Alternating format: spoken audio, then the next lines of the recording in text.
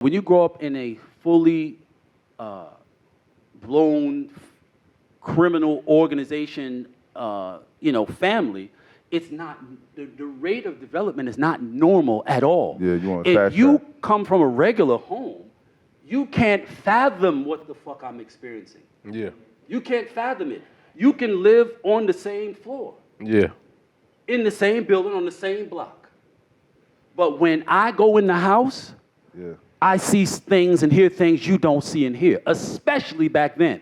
And there was no music genre that could give you even a hint or an inkling about what this existence is about. What do you all set on? What do you want packed up? What do you want out of here? Over? What do you over? I'm all set. Hold up, we all set. Yeah, hold up, we all set. Yeah, ain't nothing free, we just trying to get rich. Come chop it up with freaking rich. Everything lit and we talking Blacks for Trump. set. I'm so tired. Hold up, we all set. Yeah, hold up, we all set. Niggas will take my glasses off. Yo, This is ain't personal. nothing free, we just trying to get rich. Come chop it up with freaking rich. Everything lit and we talking fit. Hold up, we all set, we up in this. To discuss and how our people should turn right to dust. What we do? Ain't no YNT, so it takes us. We also talk about drama and what's his I didn't name know we had a crazy theme with song, the llama, and how what's his name got another comma. We talk everything about music, even Don, as well as how our people gotta see your arm. What we hit to build, tune in, I know We appreciate everybody on the check-in too. You already know. hit to build, tune in, we all set. Hold up, we all set. Yeah, hold up, we all set. Yeah, What's good, everybody? ain't nothing free, we just trying to get Johnny, y'all can hear me? Y'all good? Dirty. Hello? Yo, Appreciate everybody. Thank y'all for coming. You know, we put our heart into this shit. We put our blood and soul into this shit. Thank y'all for pulling up. You already know. It's the first of many. We're going to be cooking up, whipping up. You know what I'm saying? Free, you want to tell us how you started this shit, man? I like to give niggas a little background before they get into it. To be honest, me and bro, we went to Morehouse, both from up top, Jersey, New York. Long story short, bro came home. We used to always argue in the group chat.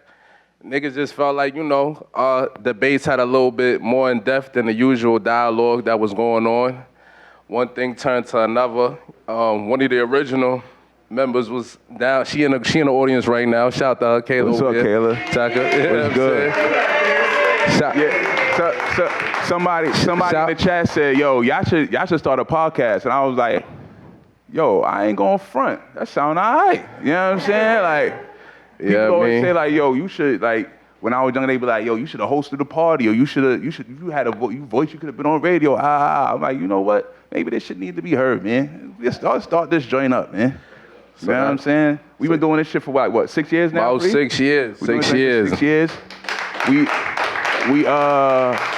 I think this is episode 196. For sure. Yeah. Independent.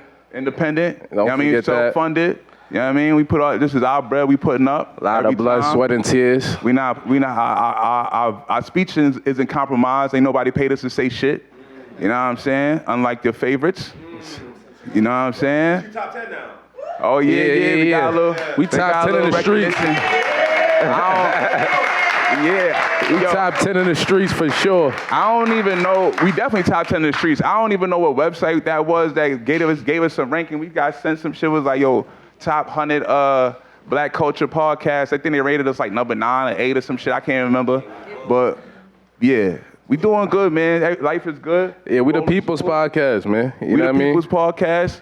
You know what I'm saying? If y'all want to, you know what I mean, donate, throw something to the guys. Cash App right there, the Zelle right there. Yeah, B. I wanted to do this live shit to show everybody how we really cook up and how we really nice at this shit. I think we really, really talented niggas, and we about to show y'all some shit. Tell them about the live mic. Huh? Tell them how we doing a live mic. Oh, yeah, shit. All right, boom. So the mic right here is for the crowd. If you got something to say, if you got a question, or you just got a comment, you want to chime in, whatever it may be, come down to the mic and get your shit off. Don't just yell from the crowd, because, Don't yell from the crowd, because you're not going to come up on the audio when we put it out. It's going to sound crazy. So come down to the mic. When we acknowledge you, don't just run down the screen, but when we acknowledge you, like, yo, come say your piece. You know what I mean? Get in the loop.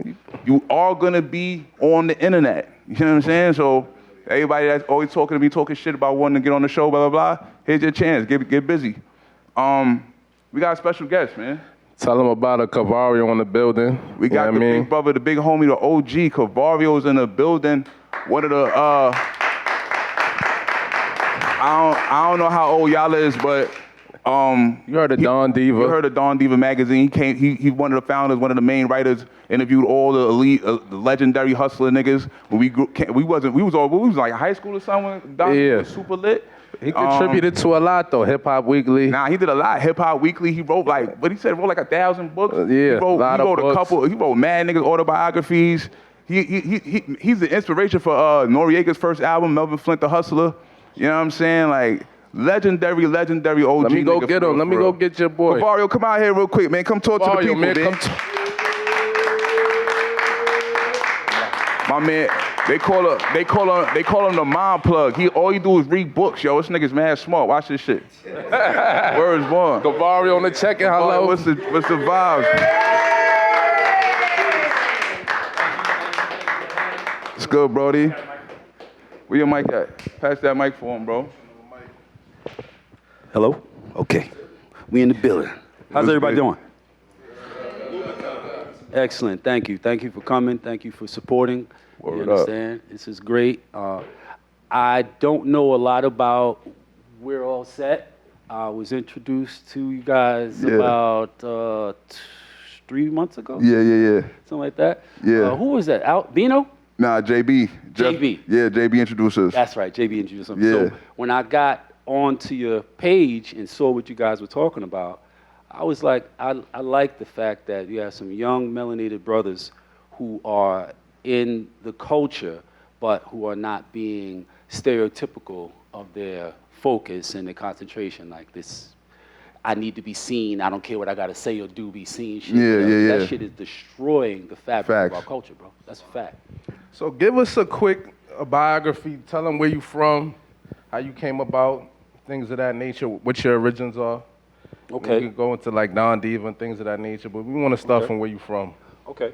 So I'm originally from Harlem, New York. Ooh, uptown, talk soon. And so when I say Harlem, New York, a lot of times, if I'm not talking to an audience or people that are at least born in the 80s, sometime, whatever, they don't really, even if you're born in the 80s, you probably really wouldn't have an idea what I'm talking about. Correct. You know? But the Harlem I'm from is the Harlem that gave way to American Gangster. Okay. You know what I mean? Like the movie. Yeah. Like that's where I'm from. I'm from 115th Street between 7th and 8th Avenue. My family was a major drug dynasty. Okay. You know, my mother, my father were gangsters, and you know, professionals in an organized criminal, you know, family, and that's what I grew up in. So I grew up as what you would call a ghetto prince. You know, I grew up with millions of dollars. You know, super fly kid. Yeah. You know, very spoiled, very indulged. You know, lots of liberties and freedoms. Yeah. Very, very dysfunctional shit.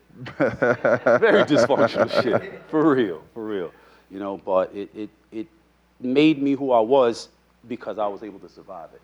That's what I wanted Nah, to get into. So you survived Harlem, you was getting a bunch of money, lost a lot of friends, death, jail, violence. Tell us a little bit about the transition, how you went from that to like starting up Don Diva, and like what was the real inspiration behind that? Well, the inspiration for Don Diva, once it came about, because it wasn't as though it were a conscious intent.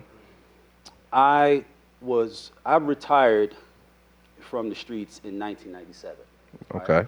I started in 1980, so I had a 17 and a half. I want to hit. So when you say you retire, like, would you just be like, yo, call the plug, tell them don't call me no more? Like, how does that work? Like, Retired from the drug game. Yeah, I've always like, how do you do that? Like, you know what's crazy? That as long as I've been sharing that with people, nobody's ever asked me that. I'm just saying, like, how does that work? No answer. So, my crew, my family was what I operated. Well, I operated with my family, right? Okay. And then in '95, the head of my family got popped, right? Yeah. So, of course, had to get low, whatever, but I'm still in the street. So I had a crew independent of my family called Sex, Money, and Murder. Okay. Right? You talking about Sex, Money, Murder from that Sex, Money, Murder? We are Sex, Money, Murder. Okay. We are the real, actual Sex, Money, Murder. Okay. If you from up top in New York, you probably heard of that before. Say again? It said the world small, but I said if you from New York, you probably heard of Sex, Money, Murder. But continue. Right. All right. So a lot of people may have heard of Sex, Money, and Murder by way of a blood gang affiliation. Yeah. All right. Prior to the blood gang affiliation, which came about as a result of our younger brother, Pete, going to jail and meeting up with a little homie of mine named Omar, who people call OG Mac. Yeah. Right? They were on Rikers Island. And OG Mac had gotten into this blood thing. Mm-hmm. And he was on Rikers Island spreading it like COVID. Yeah. And so Pete was there for a murder that he was being charged with. Okay. And he watched Pete move, watched how he acted with people, whatever, and he said, yo, I want to get you down with what I'm doing. Pete was like, I can't do that, I already got a fam. My family's called Sex, Money, and Murder. Now, Sex, Money, and Murder, we are, I'm from Harlem, but I grew up in the Bronx as well, all right? So all the guys that are the foundation of Sex, Money, Murder, we're all drug bosses. We're all bosses in our own right, and we came together to create Sex Money. That's where Sex, Money, Murder comes from, right? Bronx guys, right? Street guys, hustlers, headbangers, not gangbangers, Okay. right? So Pete was that, and he was young. So when he got into this thing, it was like a youth movement. Yeah. So he just attached our brand, which was well established before this, well established, but in the drug world, right? So we were already across the country, strong. Yeah, that shit's crazy out here right now. Yeah, but that's the gang shit. Yeah, young niggas roll acting. Yeah, we were that. Yeah.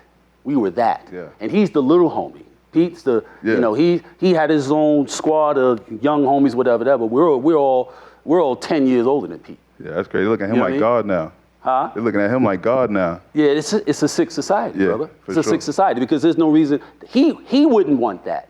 Yeah. But he's in the most isolated cell in the most restrictive prison in the world. That's nasty.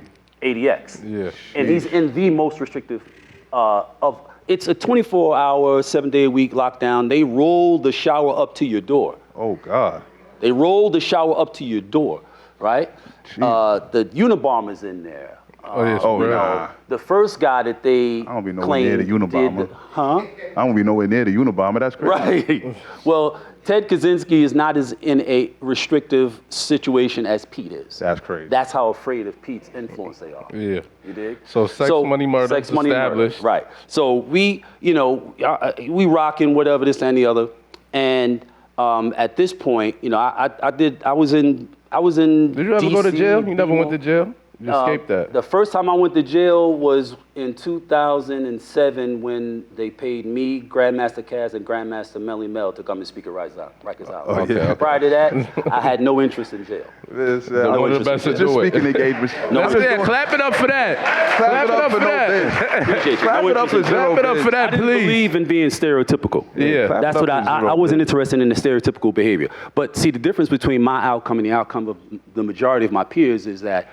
unlike them, I wasn't an accident to my geography. I'm a direct result and intention of the criminal organization that I was born into. Yeah. It wasn't like, I was a kid from mommy's a nurse, daddy's a mechanic, and I'm outside and they're working and I get involved with the bad people. I come from the bad people. I'm a genetically engineered gangster. You know what I'm saying? Like, I was made this way on fucking purpose. That's crazy. So, or that way, because I've evolved far beyond that. You got a question? Wow. Hold on. Come down to the mic. You gotta come down to the mic. Whoever come to the mic. Question. Y'all wanna go sit down? Y'all go sit down real quick. So this gonna be quick. I just wanted to say to talk into the mic because I don't know. We can hear y'all because we in the room, but I don't know what it's gonna sound like. For the people watching. Yeah, I did hear the difference when I brought it closer. Okay, got you.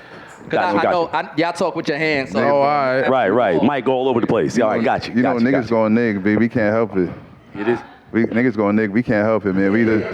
We move with the vibe. Cause I'm really used to having the mic that just be right here. Overhang, yeah. This is a very dope setup. Yeah. And I anticipate that this is going to catch on. No, it's good. I'm It's a cuffing good this joint. Yeah. I'm cuffing this joint. I'm not letting. I'm gonna have to holler at homie to let me get this joint. I strongly suggest that. I'm hating. Niggas can't get this spot. Yeah, I strongly suggest that. Yeah, for real. Can't get this joint, man. For real. I'm locking it up, B. I'm just booking it for no reason. I'm not even gonna have no event. I'm just gonna block off 3 weeks on niggas. Like, nah. Like, it's hot summer. Nah, block this shit off. Niggas. Yeah, this niggas is dead. Yeah, this is dope. This is dope. So origins. Yeah. And let me ask that specific that question right there. Yeah, because I want to know, how did you get out of this? So sex money is, we're all over the place, whatever. I'm operating at this point, I'm operating in North Carolina. Okay. My base is Winston, South Carolina. Winston-Salem. Okay. And so I'm Winston-Salem, Greensboro, High Point, Raleigh, Durham, Charlotte. I'm real pariah all over the fucking place with this poison, right? And but I don't know anything else. Yeah. You know what I'm saying? Like, I literally don't know anything else. I never did anything else in my life. Yeah. That was all I ever did. Yeah. Right? I hit the street. I was outside. I was outside 10, 11 years old. You know what I'm saying? I'm smoking, drinking, screwing, sniffing cocaine, carrying guns, the whole nine. I'm 10, 11, 12 years old. That's crazy. You feel me? So absolutely nuts. Absolutely insane. Insane. Right? So, we're in Winston, and, we're operating there, whatever, this and the other. And it's like, this is like, I'm 15 and a half years in at this point. Okay.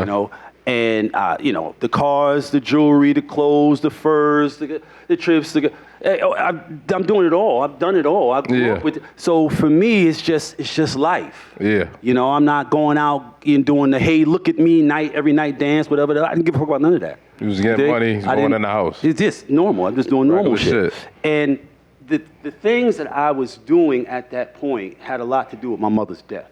I don't think that there's a Cavario that retires from the street if there's not a Cavario that loses his mother. Mm. So what year was that? Condolences as well. Thank you. Lost your mother. I lost my mother in '94. I was 26 years old. Okay. And when I took that loss, it had a profound impact on me, especially considering I had buried so many people. Mm-hmm. I'd been burying people since I was a little kid. My best friend got killed when I was 8 or so, and he was like 9. Yeah. And this is a kid I was with every day. Yeah. You know what I mean? And then, so many people, like, that's the life, Yeah. And when there's millions and millions and millions of dollars involved, people get killed, bro. Yeah. Yeah, absolutely. It's real. There's nothing. I guess it can be sexy if you don't really know what the fuck is going on. Yeah. It can seem sexy. You see the cars and the flash and all that, and you don't know that. Yeah, this look real nice, but my best friend is in the fucking trunk. I'm trying to find some place to put the body. You know what I mean? Because half wasn't enough type shit. And that was a norm. It's not hyperbole. This is not rap. I'm not a rapper. This is reality. Rappers have twisted this reality and made it into this sick fucking poison that it's just destroyed our fucking society. It really has. And I was there from its inception, rap. I know what it started out. I know how it turned into what it turned to. It is completely weaponized. Absolutely. Right? So, this point, in my life, I've lost my mother, and I'm really like, I'm reeling, bro. I'm reeling. I'm aggressive, like more aggressive than normal, and I was a hyper aggressive person. I'm more aggressive than normal. I know that I'm on the cusp of losing myself. Like points of evolution that I had reached. I'm starting to de-evolve. Yeah. I'm starting to drag my knuckles and froth at the fucking mouth. You know what I mean? And I'm like, this is not what she would want. She would not want me to lose myself. Yeah. Right? So I started reading. All right? So in the reading, I started finding answers to questions that I had asked at some point, like a lot of us do. A lot of people go, yo, man, I don't know what the fuck, man. Yo, I be like doing shit, man. Like, sometimes I don't know what the fuck. I don't know why I even did that shit, you know, or, you know, why is this and why do people do that, whatever. And they ask these questions, these critical questions, these intuitive questions, but they never seem to go through the trouble of actually seeking the answers. Yeah. You know, I think that a lot of very smart people have been caught up in the street. They're smart, but they're ignorant. They're smart, but they don't know anything. Yeah. Right? So they're smart enough to say something's wrong. And they start asking these questions about what's wrong. Yeah. But they aren't knowledgeable enough to know that the answers to those questions exist. You just have to step outside of the limits of your normal interactions and seek them. Yeah. And that's what I did. I started reading. Oh, shit. Reading led to me having realizations. Can you about say that my own again? choices. Because, you know, reading changed my life. Reading saved my life. Reading has saved, my reading saved not only my life, it saved many other people's lives. Me reading. Because let that me go reading. over your head. Yeah, huh? I said, don't let that go over your head. Exactly. What is understood need not be said. So when I began to read these books, the first thing I read was Monster by Senyika Shakur. Okay. Right? And what that did, that was in 95. So what that did was it planted the seed of, my life is valid enough that I can write about it if that was something I wanted to do. Yes. Right? Because here this guy was writing about his life as a gangbanger. Yeah. You know, in a general malcontent. You feel me? Like, you know, like that gangbanging shit is one of the worst fucking cultures in existence. It started out as something else a very fucking long time ago. Yeah. But it has since become something so destructive and sucked up so many lives and destroyed so many communities and so many great people that never got to be, you know? And so when I saw that this guy had been one of the worst of the worst, right? Monster Cody is one of the worst in that culture, right? Yeah. And I saw that he could write about his life, and he wrote about it intelligibly, you know? Sound like Tukey joint, too. Right. You know? So it kind of planted a seed, but I'm deep in the street. I'm not really thinking about what it's saying or how I'm feeling about it. Uh-oh. Somebody bust their head. So, when I read that, it kind of opened me up. Yeah. Right? And then I read Facing Codependence, a book about codependence. So who's that by? Does anybody want to write that down? I don't remember the name, even though I still have that very book. And Facing Codependence. That was you want to add that to your library. I know a couple of joints that need that book. That physical copy still. I know a couple of shorties that need that book for sure. So Facing Codependence, it gave me some insights into the dynamics between our interpersonal interaction, interpersonal being the conversation we have with ourselves, right? And our intrapersonal dynamics, the conversations we have with others, those who are in our most immediate space, right? So, and that's the makeup of us. You don't, like everything we do is driven by what we are saying to ourselves about ourselves in our own head, and then what we are getting from our immediate environment, our immediate, circle. You know, this is what comprises our sense of identity. That's just how it works. But how a nigga running around the street with 2 guns selling tons of drugs is going to figure that the fuck out other than opening a book, I have no idea, right? Yeah. So when I read that, in reading that, it mentioned another book. So I said, well, I need to get that book. Yeah. So I told my girl, yo, she gave me the first 2 books. I said, yo, what about this book right here? Get that book for me. And she got that book. I think that one was Women Who Love Too Much. She would slide that in there. Women Who Love Too Much. Now, she read these books before me. She would read them and then she would give them to me, right? But I'm a very practical person. So if I come into contact with some information, which is one of the reasons that I was able to survive the life the way I was able to survive the life, and I did everything under the sun. I held no punches. I was a block bomber. I'm the motherfucker that came into your neighborhood and took it the fuck over. Yeah. You know? So, but I was also a person who was able to adapt I adapted. Yeah. I was highly adaptable. I was able to get into a circumstance and kind of, meld into that. So it's not so much to be an outside kind of influence, a disruptor, Yeah. And then I brought something unique and valuable to it So that made people receptive to me. Yeah. So it was you started your reading. It got real intense. Right. So the reading led to just more fucking reading. The more I read, the more I understood about my own choices, about my own behaviors, about the developmental circumstances of my people. So let me ask you, while you're doing this reading, you're gaining more intelligence. When was like the cutoff? Like, all right, I'm done with the drugs. I think I want to start writing. It was a gradual process because before I did that, I became monogamous. Talk to us about that. What made you decide, like, I'm good with one woman? How did that come about? One, I was a very spoiled kid, right? All right. I was accustomed to, women responding to me and always expressing a belief in me. Yeah. And one day my girl said to me, you can't be with one girl. And she said it in a way like she really believed I couldn't do it.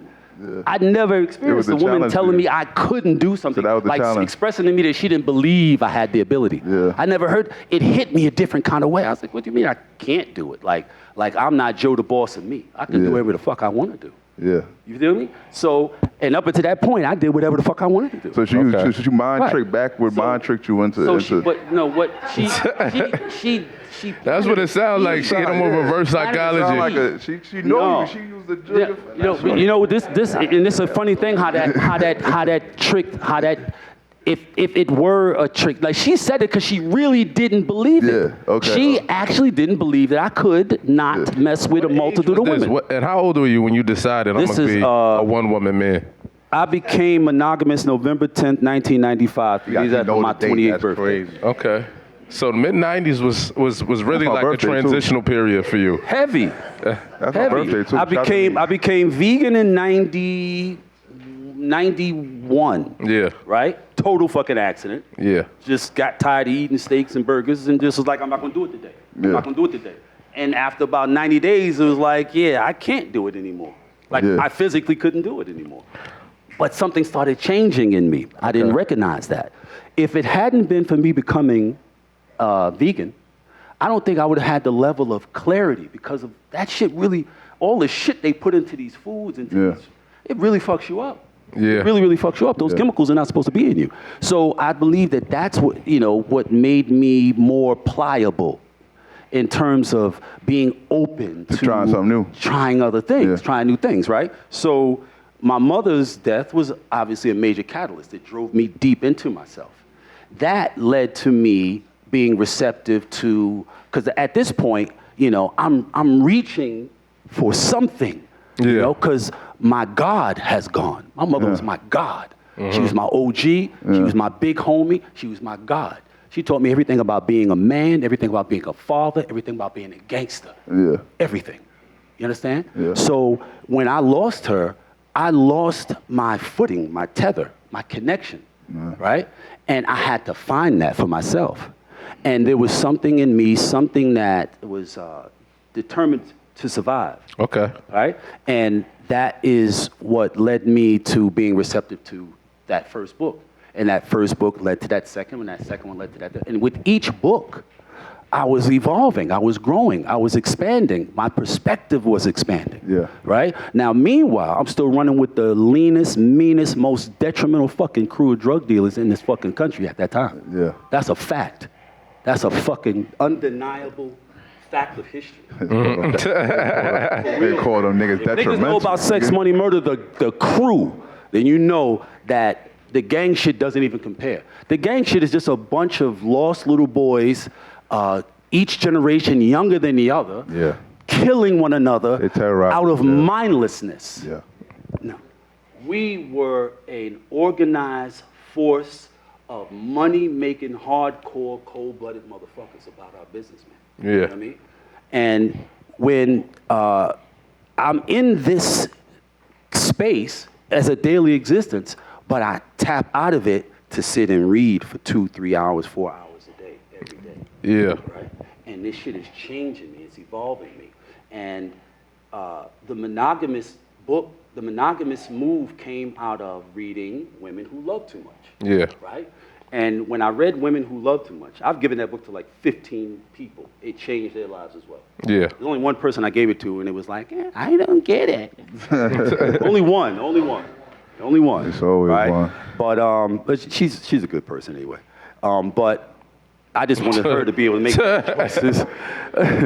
But you know, when I read that book, what it helped me to understand was that there were some early experiences that I had that weren't even registering anymore. Yeah. And it took me years to figure out what the specific incident was, years after reading the book. Years after.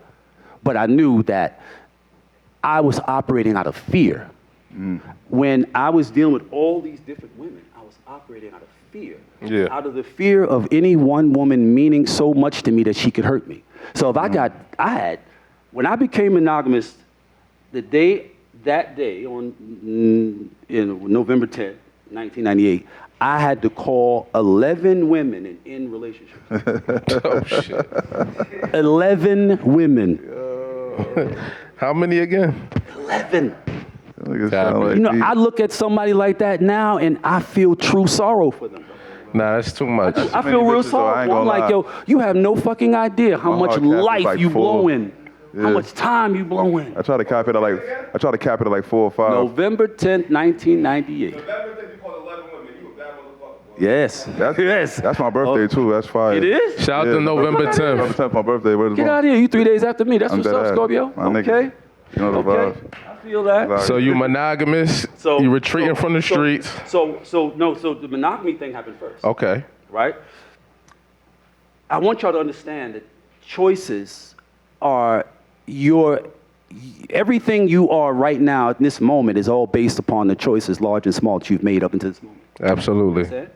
So if I hadn't become vegan, then I don't think I would have developed a degree of mental clarity that enabled me to be able to assimilate the actual meanings of the things that I was getting out of these books, right?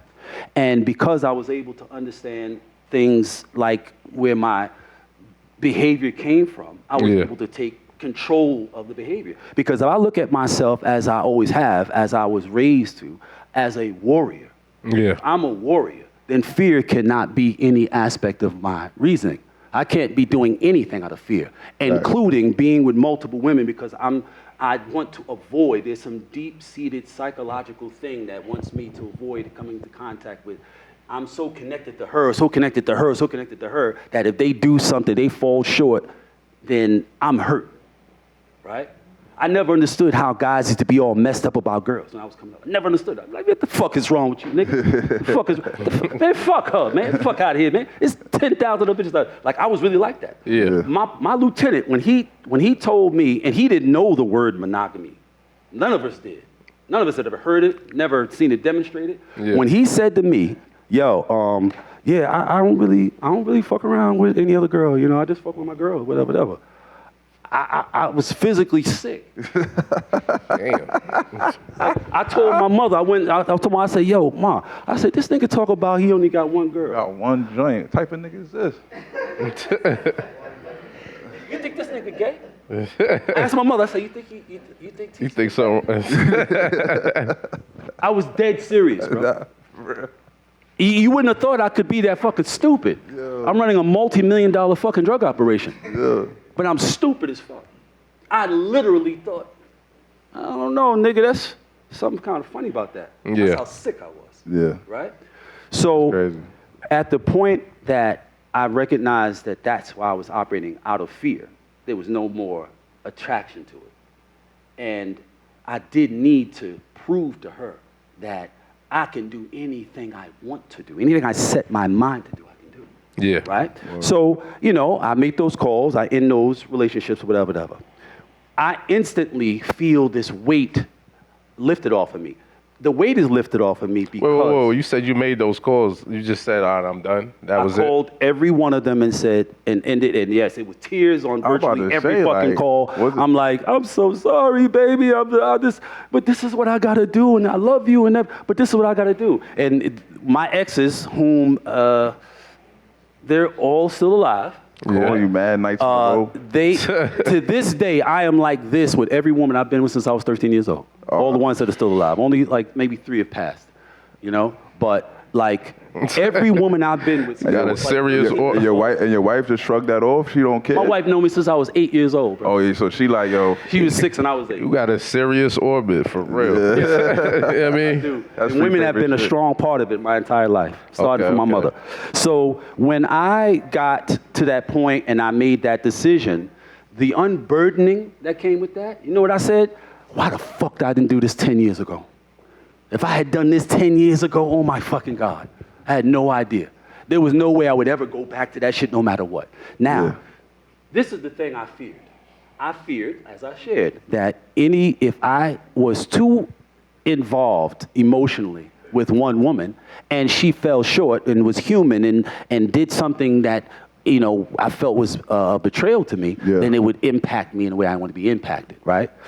So when I decided that I was going to cut these 11, I had 12 relationships. I had more keys than a janitor, my nigga. I had more keys on my ring than a janitor, bro. I was walking, hey, what's up, babe? I had been here 2 months. I was walking like I just left the night before, right? Yeah. So they're probably watching this shit. They're going to watch this at some point going, yep. Motherfucker. That's a motherfucker, right? So when I made that decision, it wasn't based upon the way I felt about the girl who I was, you know, saying, this is who I'm going to be with. Yeah. I'm calling, they know this is the girl who lives with me. This is the girl who holds my children down. They're not her children, they're my children. Yeah. She holds them down while I'm running around in the world, getting money and fucking off, right? Yeah.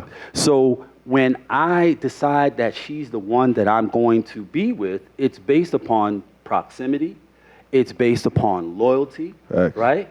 It's not really based upon me assessing her as being the person most suited for the person I'm now becoming, right? So I'd been running that entire time from this being so connected that I could be hurt by somebody. I'm running from somebody falling short. This woman had been saying to me, why can't you just be with me and not be with all these other people, whatever, this, that, and the other, right? Now, I'm going to tell you a little bit of how I met this girl. I met this girl as I was walking out of the roller skating rink in New Jersey called The Rink with my girl 2 feet in front of me. And she came off the skate floor, skated between us. We walking, we done took our skates off. Yeah. We're leaving. She skates off the skate floor, skates between us, and sticks her number in my hand and keeps moving. Lit. She's the one saying, why can't you just be with me? You know, a couple of years later, it's why can't you just be with me, whatever. Yeah. Right? Okay. Now, the thing about being involved with a guy you know has multiple women is you're the kind of woman who would be involved with a guy who has multiple women. Yeah. You're probably not the kind of woman who could not be with a guy who has distractions, a guy who can't really pay particular attention to who you actually are. So at the point at which that guy no longer has these distractions and he's just looking at you. Yeah. Now you gotta be whoever you are in those moments where you have his attention. Yeah. You gotta be that 24 hours a day, 7 days a motherfucking week. That's a fact. She was not that motherfucker. Yeah. That shit hard work. Not that motherfucker at all. And I meant what I was doing. Yeah. I meant it.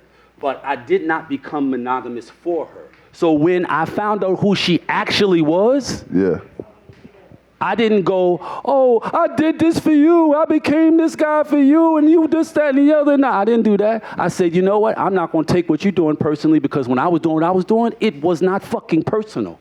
Yeah. It was not personal. I understood this from reading women who love too much. Yeah. I understood that I'm a witness to people's behaviors, whether they are niggas on the street or my girl. I'm a witness to your behavior. I'm not the cause of your behavior.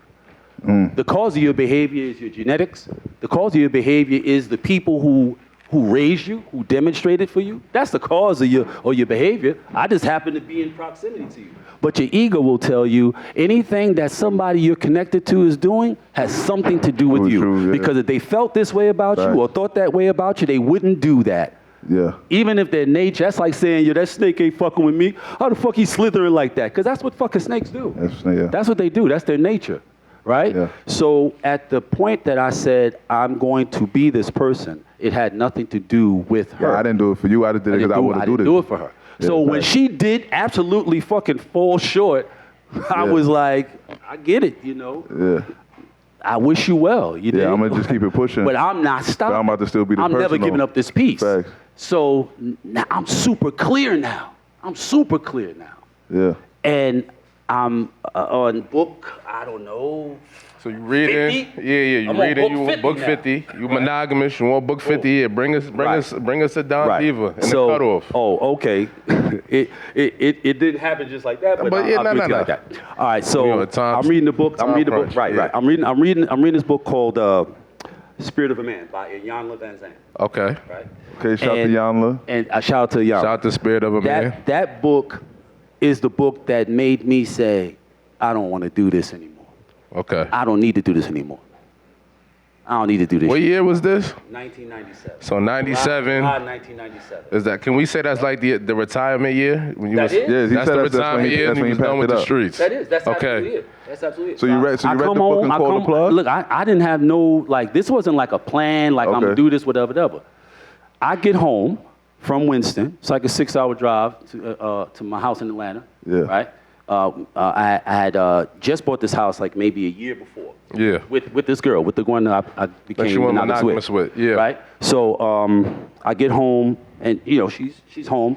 And I usually come in early in the morning, I go crash or whatever. I ain't like to get home until after like 6, 7 in the morning. But Yeah. Feds like to come and kick your door at like 5 in the morning. So I didn't sleep at those times. I wouldn't even have my clothes off at those times. Yeah. Straight like that. That's how fun that life is. That's how much fun that life is, that you live like that. Yeah. Right? Yeah. So I come home, I lay down, whatever. Usually I would lay down for about 5, 6 hours, whatever. I get up like maybe an hour later and I come out, I go in the kitchen. She's come out the kitchen and she says, what's up? What's wrong? I said, I'm tired. She goes, so what you want to do? I'm thinking I want to go lay back down to bed. But the way she responded to what I said wasn't like she heard me say, I'm tired, I need to go lay down. It's like she heard me say, I'm tired. Yeah. I'm fucking tired. Yeah, I'm over. And I I'm done with responded this to shit. her response. Yeah. She said, what you want to do? When I heard her say what she said, I felt like my spirit was talking to her. Yeah. And she was responding to that. And I responded to her response. I said, I don't want to do this anymore. That moment right there, I don't want to do this anymore. That's it. And That she was didn't say, it. but what about that brand new drop top Audi you just bought me? What about that brand new Escalade you just got? What about the mortgage? What about the kids? She said, whatever you want to do, I got you. So what about that? So you didn't call, man? I was more concerned with my salvation, my mental salvation. Yeah. At that point, I was so in tune with what was really at risk that nothing else, thank goodness, nothing else, no fear of loss was greater than the fear of losing my entire self. Yeah. So what did you have to tell the cartel to just be like? So see, y'all watch too many. So you wasn't dealing with the cartel? Y'all watch too many movies. Okay. Y'all watch too many movies. You was good. You ain't had to deal with the cartel. We didn't deal with no cartel. There Okay. when I got into the game, there were no cartels over here. Okay. There were no cartels. All right. Wasn't none of that type of shit. Okay. At all. That's cartoons, movies, So they rap. just- so if they it wasn't for rap, motherfuckers would know none about none They of that just type of was shit. like, yo, you know what? You don't have to move $1 million of work no more. Like we got other niggas to move it. Like they was cool with you just being like, yo, I'm good, bro. We wasn't do boys for motherfuckers across the border. You just pass your shit off to somebody underneath you, and you just like, yo, I don't want no parts of this shit no more. It's amazing. How old are you? How old am I? 38. It's amazing the perspective of that reality that your generation has. Yeah, we don't. It is strictly we wasn't around filtered back then. through hip-hop hyperbole. Yeah, we wasn't around back It then. really is. Yeah, It really is. It's not reality. That's Yeah. not fucking reality. we wasn't This around is back the reality. We spent our money, we bought major narcotics, and we sold our fucking narcotics. And the motherfuckers saw us when they saw us. Yeah. I dealt my most entire fucking career, my family is the plug. I make calls, work dropped. I gotta stop you. We got somebody in the audience. Tell them who you are. What's good? It's Yogi from Jersey. Y'all hear me? Shout out to Yogi. What's good? What up, brother? What's going on? Peace. Peace. So just like Rich said, you pretty much like an employee pretty much, right? No, that's something. That's what y'all don't get. Y'all, we didn't operate like that. So if I'm giving you a whole bunch of work and You're not giving us nothing, bro. We brought our work. So explain that. So how does that work? You get us the way we think about it. We brought our work. We give me work. Our dope came from the I guess y'all would call it. Where did you have to go to get your? Or Middle East or whatever. Yeah, we didn't. Yeah, so if they see that money not coming in, cocaine was a party favor. With dog food, yeah, cocaine was a party favor. So hold up, that money's not coming in any longer. Like, so right. That's nothing. This is all good. Yeah, it's got nothing to do with nobody. Because if I'm the supplier, what I did was I called my partner. Yeah. I called my partner and I said, yo, because we would work like this. I would work for 4 days and he would go home. Yeah. And then he would come and I would go home for 4 days. And that's how we operate. Yeah. Right? So I was on my 4-day break. I called him and said, yo, I'm done, bro. Keep everything. He goes, yeah, all right, nigga, I'll see you next month. I said, no, my nigga, I'm dead serious. I'm tired. See, he was locked up for 14 and a half to like 29 or some dumb shit like that. Yeah. No. We're born the same exact day, 3 minutes apart. So me and him grew up from like second grade. So he was in jail for like 9.5 years. Yeah. Right? The whole 9.5 years, I'm in the fucking street, nigga. So Yeah. I've been in the street for 17.5 years. Yeah. You just been in the street for them few years before you went to jail, and a few years since you've been home. Yeah. He got way more laps to run. Yeah, nigga, I'm tired. Nigga. Yeah. I am tired. And I mean it like I meant that. When I said, remember when I told you I became monogamous? He said, yeah. I said, I mean it like that. He said, oh, shit. Okay. All right. What you want to do? I said, I don't know. I have no idea. I have no idea what I'm going to do. But I'm going to be still, and I'm going to let it find me. You know? Tell me how you came up with the name Don Diva. Where'd that come from? So I was on the phone with my girl, but she's not my girl at this point. Okay. We started Don Diva 2 years after we separated. Oh. Right? Damn, that's crazy. And so she called me one day from this little boutique record label that she was operating for this older gentleman, Jamaican gentleman named Tyrone, who was a major, I'd never heard of a weed kingpin before him. Okay. Right? Major. Millions upon this motherfucker making blood clot money. You hear me? Right, for real. So, to give you perspective, when they busted him, when he finally figured out, oh, they on me, they caught him leaving the country with a pallet with $13 million on it. Hold on. You guys say you want to say. What did Detroit put on the map? How old are you, young lady? What did Detroit put on the map? How old are you? I just asked the person next to me to see who you was. He said, oh, he don't know Don Diva. That shit is, I don't know nothing about you too, Detroit. Yeah, I'm Detroit. Are you saying Detroit put Don Diva on the map? I'm deep in the D. Detroit. Wait. Who? What? I'm missing something. What got put on the map in Detroit? What got put on the map? I don't know. You want to come to the mic? I put my magazine in Detroit. I put my magazine. Yeah, you can come to the mic. I put it in Detroit. You can come to the mic because they can't hear you. You gotta come to the mic. Detroit is my second. That's my third home. Chicago's my second home. And I put it in Detroit. I put it in Detroit. That's my spot. I fucks with Detroit. Yo, no, ain't no doubt about it. Ain't no doubt about it. We got a documentary coming out. Me, my man Al Prophet. When it comes to the money. Yeah, no, ain't no doubt about that. Yeah. I know better than most. Nobody knew about that until then. About what? That and that. Oh, you're gonna have to. Yo, they can't. You gotta be much more expressive. You gotta come to the mic, bro. You gotta be much more expressive than that, we can't hear you. Have an engagement in the crowd, conversation. you're not gonna come up on. And you ain't really saying what you're saying. You're not gonna really come up on this shit. You're just gonna be like a fake joint in the background. If you want to actually be heard though on the recording, you have to come to. You gotta come to the mic. Yeah. Yeah, but see the you're not under indictment though. Wherever you you could just say what you gotta say. That's just Detroit. No, that's just a Detroit. That's if she from Detroit. Yeah. That's Detroit. Detroit. I fucks with that fucking town, boy. You know Detroit and Chicago, why I'm so connected to that? Because those places feel like the Harlem I came from. They like New York. They feel like those places super now. Competitive. They super duper competitive. It's like New York, the same shit. See, but New York ain't what it once was. Nah, I mean, nah. Not at all. Hell no, not now. The New York I was born in the 60s, raised in the 70s. Chicago and Detroit, they remind me of that time in the place I come from. The people there, the attitude, the energy, it reminds me of that. That's why I'm so connected to that place. Yeah. I prefer those places over New York. I prefer to be in Chicago and Detroit over New York. Damn. That's right, I said it. I don't give a fuck about who feel what kind of way about it. I don't give a fuck. I'm not a fucking rapper. I don't give a goddamn. I say what the fuck I want to say, and I'm ready to do it anytime. Yeah. Let that be understood.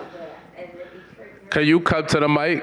All right, so but you can't. We not doing a lot. You can't do that outburst. You ain't gonna come to the mic. You gotta even come to the mic. If you want to participate, then you're invited to participate. Yeah. But if not, it's over for you. There she go. Oh, there we go. There she go. There we go. Yeah. Come to the mic. And the only reason why I fuck with the A. Are you close enough? She close. Hold on. You're close to the mic. Talking to the mic. Close to the mic.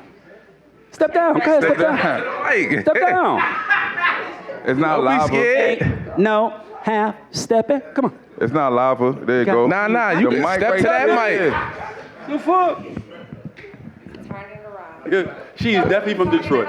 Now. Definitely get on the floor. I ain't one of them. Oh my God. All right. What you want to say though? You want to ask him a question? This is such an Atlanta thing. How long you been in Atlanta? Because you acting very Atlanta right now. Are you drunk? But you just visiting? You think I'm just visiting? I'm asking, are you just visiting? Is you high? What are you asking me? Are you okay, sweetie? Are you all right? You having a good night? You good? Okay? No, you gotta talk in the mic though. I've been here for several years. Okay, that explains it. That explains it. Okay, I get it now. A lot of years. I'm from Detroit. Okay, I get it. We got that. Very much. Shout out to the D. So how about that? What else? What else do you want to know? Uh-oh. We don't want to know nothing else. Hold on. Talking. Do you have a question for him? If you don't gotta, if we just ask him the question. Huh? No, we saying, do you have a question for him? Is this a lover's joint? When you did everything else, like, you had a lot of the stories. So when you brought out the So his question. magazine, like, what was your purpose in it? That was basically the question that would come after him asking me how I came up with the name. So how I came up with the name was my ex at that point is in this record label owned by this guy who's major drug weed kingpin. And he's gotten busted now. The feds got him at this point. Yeah. So he had just given her, thank you to thank you, Monet. So he had given her, he used to give her large, he'll give her a couple $100,000 and say, okay, this is for the next 3 months. Like every quarter, he give her a couple of $100,000, $200,000, $300,000. So he had given her $300,000, right? And then he got popped. Yeah. So then now it's like you got this record label. His record label was really it was kind of like his little thing he was doing for, people he wanted to look out for, right? So now it's like, okay, when this money runs out, this money runs out. And if something don't get figured the fuck out, then this is over. With, yeah. Right. So she hits me one day and she says, yo, will they come up on the microphone? Yeah, they can come on. I'm talking about the conversations they had Nah. All right. So when she calls me, she says, yo, I want to do something else before this bread run out. I want to do something else, right? I said, what you want to do? She said, I want to do an entertainment company. I said, okay, what kind of, she said, like filming, TV, whatever. I said, well, what do you want to call the company? Yeah. And she said, I don't know, you're the creative one, come up with a name. I said, okay, how about we call it Teflon, because her name is Tiffany. How about Teflon? because that's a name they used to call her back when they started the Rough Rider office, and she was there at the beginning of the Rough Rider office, right? So is it called a Teflon, the Teflon Don? I said, well, we call it Teflon. She said, that's too personal. I said, well, we call it the Don. And when I said we'll call it the Don, now I'm on the phone. I'm at a friend's house, a older lady I was dealing with, it was in Harlem, and she's in the office in New Rochelle. So she has me on the speakerphone. This young lady who was an artist, her name was Bonnie Clyde. Bonnie Clyde walks in and she hears me say, we'll call it the Don. And Bonnie says, but what about the ladies? You can't forget about the divas. I said, all right, we'll call it Don Diva. Just like that. That's fire. Just like that. That's how it came about. Shout to Don Diva. A man at the top of his game. A diva is a woman at the top of her game. It's a given. Okay, cool. So that's how the name came about. Okay. But it was for an entertainment company. No idea about a magazine whatsoever was in anybody's head. It's an entertainment company, right? So we make these promos for the entertainment company. This is a bunch of pictures from cats in Harlem during the 90s, old hustlers, or cats who were in the street during that time, whatever. Maybe they gone, maybe they dead, they locked up, shit like that. A little nostalgic thing, right? Make, I don't know, maybe 1,000 copies of this stuff, right? And I take like 500 of them. I go into Harlem, and I'm just moving around, she's like, yo, we gotta get this money back, right? So we're gonna charge like $20 a piece for these joints. Just for just different pictures. Right. It's just a bunch of different pictures, but it looks like so basically it was a flyer for Don Diva Entertainment, but it was something to be more substantial than just a flyer, just a throwaway. You make it into something that people will be attached to, people keep it, and it has more brand, impact. Okay. So I'm running around Harlem, going to different places, hitting barbershops, because people sit still in barbershops, got nothing to do. So boom, you sit here, you watch, you look at the joint, whatever. Okay, cool. About a week or so, maybe 10 days after I'm running around with these shits, I'm standing in a bodega on 145th and 8th Avenue. It's a Bank of America now. And I see a little homie of mine named Eric, 40. 40 comes up to me, he goes, yo, Bob, that's my street name, my nickname, family name, whatever. He goes, yo, Bob, when you gonna drop another magazine? I said, what you talking about? He said, the magazine. I said, what magazine? He said, the Don Diva magazine. True story. When he said Don Diva magazine, I heard a little bell in the back of my head. It went boom, just like that. I swear to God, man. And that was it. I ran to the phone, because we had two ways back then. Yeah. I ran to the phone. I said, yo, niggas think it's a magazine. She said, I know, they're saying the same thing in jail. Because her boyfriend was in jail. Okay. So she sent him some. Yeah. And they're saying the same thing to him. They think it's, yo, you gonna do this magazine? She had gone down to How Can I Be Down in Miami and distributed a bunch of them. And when she got back to the office, they was like, yo, we couldn't get a subscription to this magazine. Everybody thought it was a magazine. It was a complete accident. Don Diva came about as a complete fucking accident. That's crazy. A complete accident, bro. Not even intended. So that's how I knew it was meant to be. So how you get the idea that you was gonna start highlighting different criminal kingpin entrepreneurs and just putting their stories out into the magazine? Because two things. A little homie of mine from the Bronx had dropped a magazine called F.E.D.S. I remember F.E.D.S. I remember F.E.D.S. Like I remember F.E.D.S. 18 months before. Okay. Right? And they were dropping, their thing was coming out every 90 days. Yeah. Right? So it's quarterly, come out 4 times a year. So they were already 6 issues in when we started. Yeah, right? emotion. And the thing, there was 2 things. It was that, right? And it was, I had been working on what was becoming my autobiography, what started out as my diary. Okay. Right? Because I'm doing all this reading, and everybody in every book is saying journal, journal, journal, journal. Right? So I'm journaling. Yeah. So I'm writing 5, 6, 7, 8 hours a day. Yeah. Right? So I've been doing this at this point for 2 years. And now this magazine shit pops up. It's like all this shit was coming together. I was like, yo, this is what the fuck I'm supposed to be doing. Yeah. So what do I know, though? I'm a high school dropout, dropped out in 10th grade. I never had a job before in my life. I've only ever existed in the underworld. So all I know, I don't know much about nothing else, but I know everything about the fucking streets in the underworld. Everybody in them, I know. Yeah. So time to leverage that. I have this information from these books. At that point, I had read about in terms of like the personal development, self-help, and all that, whatever, that's all I read. At that point, I had read about maybe 500 or 600 books. Yeah. Right? And in that reading, I was acquiring all of this greater vocabulary, greater degree of understanding, greater psychosocial understanding. I understood more about why we did the things we did that we think, oh, I'm just a nigga from the hood. We just niggas in the street. You know, what you say earlier, niggas got a nig? Yeah. When you say stuff like that, what you're speaking to unconsciously is the recognition that there is something not quite right or correct about how we do what we do, but it is what we do. Facto. And it's kind of like our identity, and we all accept this collective identity. And anybody who acts outside of this collective identity is subject to be ostracized, right? So you know what I'm talking about. It's the B side of double consciousness. That's right. That's the part. That's right. You want to cop to and understand. That's right. You can't be doubly conscious if you're not doubly ignorant. That's right.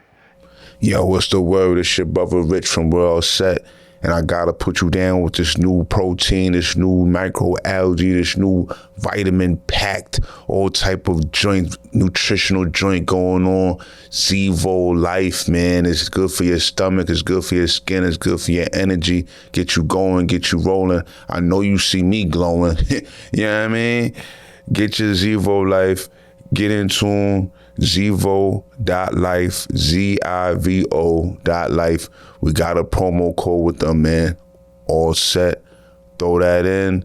Get you 30% off. You know what I mean? We putting you down, B. Like, you want to glow? You want to get your shit right? You want to, take your first step. It's an old ancient microalgae. They got the patent to the joint. It's from some funny country in like Peru or some crazy shit. It's official. I'm trying to tell you. Get in with us. Promo code all set. Get your insides right so you can get your outside right. You heard? Holla. Yo, you know you can't be talking like that, right? I know. That's why I don't You want come to the mic? Come to the mic. I'm just fucking with you. I know. But you know what I'm saying. They will come with the pitchforks and the motherfucking, the fire and shit like that. That's why Jada said, word to kiss. You know what I'm saying? Want to hide something from a nigga, hide in the book. I mean, he's not the first black person to ever say that. Yeah, but why do you figure that out a long time ago? Yeah, balled it. Shit. You kind of pushed me up here, Yogi. You kind of fucked me up. One, want to reset the audience vibe and say thank you for being here and sharing your story and your history and your perspective with us. It's not underappreciated. It is not underestimated. It is definitely in focus. And for me, being a nigga from the Bronx who grew up in Mount Vernon, I know a lot of the geography you're talking about. Mm-hmm. Most people don't understand money earned in Mount Vernon, okay, Murderville, has a lot to do with a lot of the legacies that the rappers you talk about fuck up. Kind of goes both ways, credit, but also debit. The reason why I got to the mic, was to say it's not lost on me that bars is actually why I came to the mic. A lot of what we're talking about, the history of how Don Diva came to the audience, came to publishing, F.E.D.S came to publishing. The only rapper to give y'all niggas the credit y'all deserve is Malice, and it's fucking wild as shit that in this quarter of all time, this nigga back from, not the crypt, but from the church at least, dropping heat. And it's like, when I think about Hell Hath No Fury, you know what I'm saying? The beats and Keys Open Doors and a lot of what you're talking about, it's like, why did I, like, but being a nigga from around the way, like, it's not lost on me that these stories didn't, being in a place or position to understand how to put words together to invite other entrepreneurs to share their story. There's a lot that most folk can't appreciate about what goes into that. So it's not lost on me, you stepping it out for us. I have two questions that brought me to the mic though. Question one is, you talk about you moving with the knowledge and the books to eating different and eating healthy, right? You got sick of eating steak and burgers, because most niggas who like to trap eat like eating red meat. It's kind of like par for the course. Did you ever meet someone in a different part of your universe or your world, ... because of what you read or when you changed your diet? Did you ever meet a nigga who was like, you know what, maybe me and you can talk, because I don't fuck with red meat neither? That's question number one, okay? And question number two, at the far other end of the spectrum, jumping ahead to time, is in the era of F.E.D.S and all that, like working like the record labels, the Westchesters, the studios, the Powerhouse, when did it click to you? I mean, I'll put it this way. You had the bell kind of chime in before a nigga said Don Diva magazine to your ear. You already kind of had it brewing.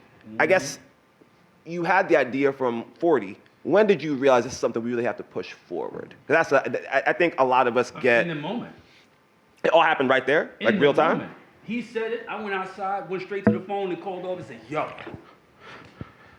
we got it. This is what we're supposed to be doing. Yeah. This is what we're supposed to be doing. Right here. This is it. You know?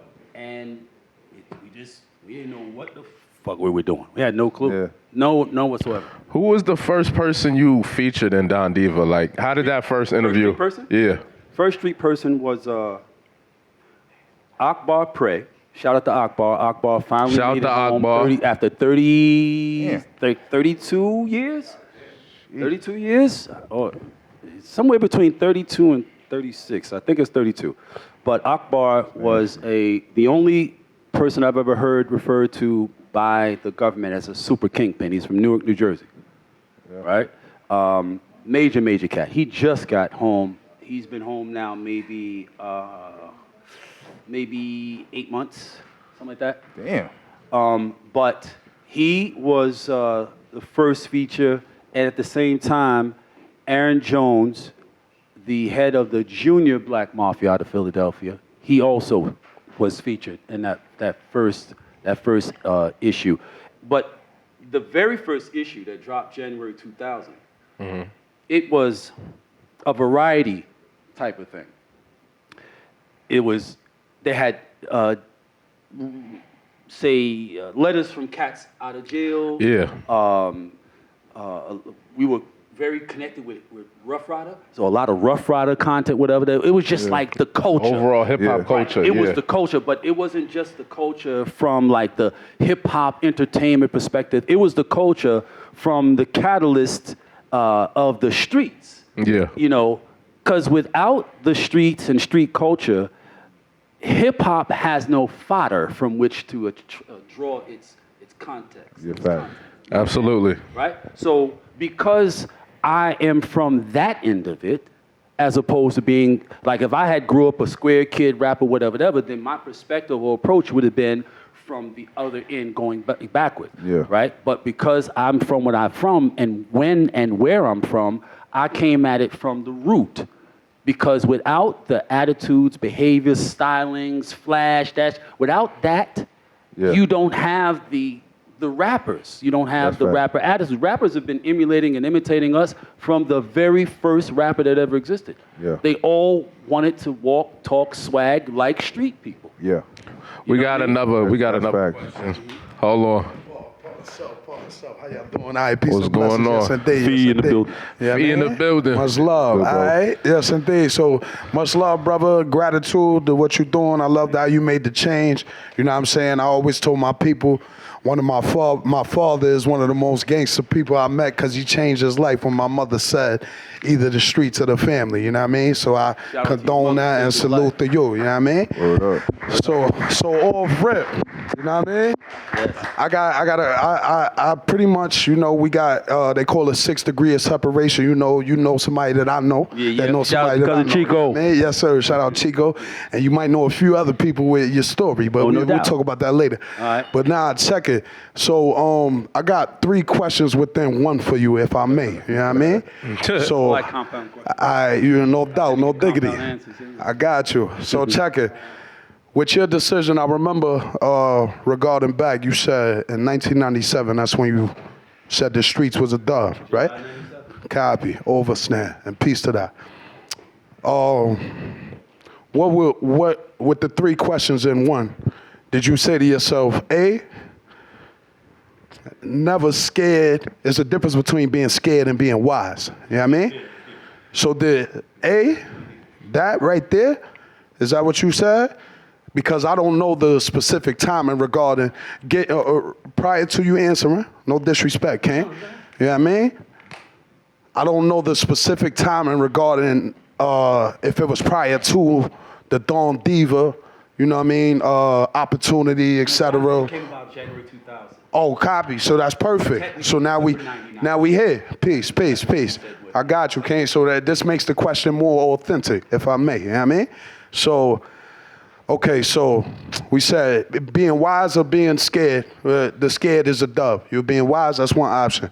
The second option, you saw longevity in a potential, future or, trade or more. You know what I mean? And then C, you just said, I'm done with this shit. And you just got tired. Respectfully. C. It was C? Yeah. Copy. You gotta understand, like, I had never done anything else, ever. Right. All I ever did was sling drugs and pop my thing. That's all I ever did, bro. And I respect that. And nothing else. And to keep it all the way funky with you, I'm nothing but the utmost transparent. You know what I mean? I'm not about to act like I was Frank Lucas' little cousin and all that. Not saying you are. I'm just saying, like. But I knew him. I never sold no white girl. I never had no heroin. I was getting recruited like a basketball player for because niggas seen how I hustle with the weed and other things. But when I decided last year, let's keep it tall. We being transparent. After being recorded though. Everything's official. I ain't incriminating myself. It will be myself. Broadcasted later. So. I ain't incriminating myself. It is what it is. Choose your words wise. I wasn't moving wild fish grease. You know what I'm saying? I know it did. So listen. You know what I mean? I'll say this to say that. You know what I mean? Like, I decided last year after I had a show, I got invited to South by Southwest for my first show because I do music also. I rap and sing. I got a juice company. I act as well. Got a clothing line also. You know what I mean? So word the mother, after I had that experience, I was like, nah, like Allah subhanahu wa ta'ala talking to me like, yo, it's a dub. You know what I mean? Like, the streets is over. You seen the cycle, mad at your mans. And what's crazy, you said something about a specific time, and one of my big brothers, like, we not blood, but he showed me more loyalty than niggas. I grew up in the sandbox where, you understand? And I ain't blood, I ain't crip, I'm pure op. You know what I mean? I'm the big op, respectfully, you heard? But off rip, it's like, my man's was sex, money, murder. So when you said that, and he was one of the OGs, that shit hit me in a different manner. You understand? So peace to you, brother. You know what I mean? God bless you. I wish you nothing but success in your future endeavors. And God, you know what I mean? Love is love, you heard? No doubt. Peace, Ken. Well, appreciate you, bro. Yeah. Appreciate you, bro. Yes, sir. Appreciate you, bro. We got somebody, my boy Ray. Ray, what's poppin'? Hello. What up, Ray? What's good? This mic is a little off. I'm from LA, so it's good to hear. Just hold the mic a little closer. Okay. Yeah. I'm from LA, so it's good to hear like East Coast perspective. I grew up in Baldwin Hills, by the way, at Crenshaw. LA, real West Side. Yeah, real West Side. Real Bloods. No, real Crips. Real Crips. Real Spartan. Lokes. Real Lokes. There we go. You know what I mean? And so not the fake ones. Yeah. And so it was interesting you guys said, were you scared, are you wise? For me, I saw that, He posed that question. Yeah, he did. And obviously you... Fear is not a factor. Right. So, but you were also being wise when you were navigating through like your daily 17 years. Exactly. Fact So, 20 years. So two things. For me, I knew that I saw that at 6 years old. My dad was from Compton. You know, he still has the record for football at Gardena High School on the West. My grandma grew up right Shout across. to Pops. Yeah, right across from Centennial High School, 131st and Central. So, you know, I was there with Kendrick Lamar in the stands when Aaron Aflalo, that used to ball in the NBA. Shout to Aflalo. Right, Centennial High. I was there day one. So I said all that to say, my dad put me in a school at 6 years old, and I saw a gangbang, and I saw the wrong side, and I knew that for me, I was wise, and I knew it was a point of no return. So I saw that at an early age, been around Crenshaw, XYZ. So I wanted to ask you, what was kind of a headwind or a trial that you faced, one of your toughest trials during your point of navigation, and how do you kind of apply that to like your daily routine, or what was something that you learned that you still kind of apply today? Shout out to Ray. That was a good question. So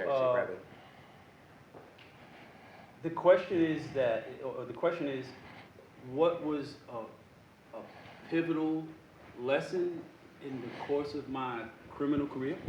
Yeah, or it was something that you faced where you was like, yo, I don't know how I'm going to get out of this jam, but you kind of still lean on that today to kind of navigate and be successful.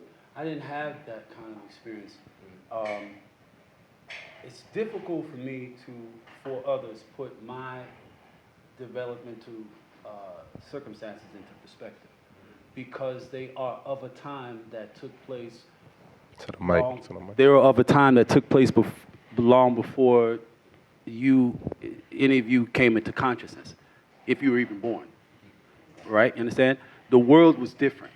Just like there's going to be a 5-year-old or a 7-year-old who in 20 years you'll be talking to about how this country was prior to Orange Hitler. and they're going to be like, for real? So there used to be stuff about black people in the museums, and there used to be monuments that were representative of the Democratic Republic and not the Confederacy, and because on the trajectory we're on currently, that won't be the case. He just made the Smithsonian today change 8 of the American indigenous people that we like to call African Americans. He just made a bunch of the stuff that was pertaining to them be removed from the Smithsonian, otherwise they're gonna pull the money. The world is changing around them right now. Right now, right? It's gonna be so different it won't even be discernible. That's the difference between the world you guys exist in. I'll be 58 in 90 days, less than 90 days. You understand? I was born in 67. What you understand the world of from 87 is not the same world. 2 years before I was born, the Civil Rights Act was enacted. Your ability for us to vote. 2 years before I was born, you couldn't vote. That's crazy. You understand? So for me to put my experiences into perspective, it has been the greatest challenge. Everything I did in Don Diva was all about helping to put our experiences, my generation experiences, my peers, specifically from the world I come from, not the geography.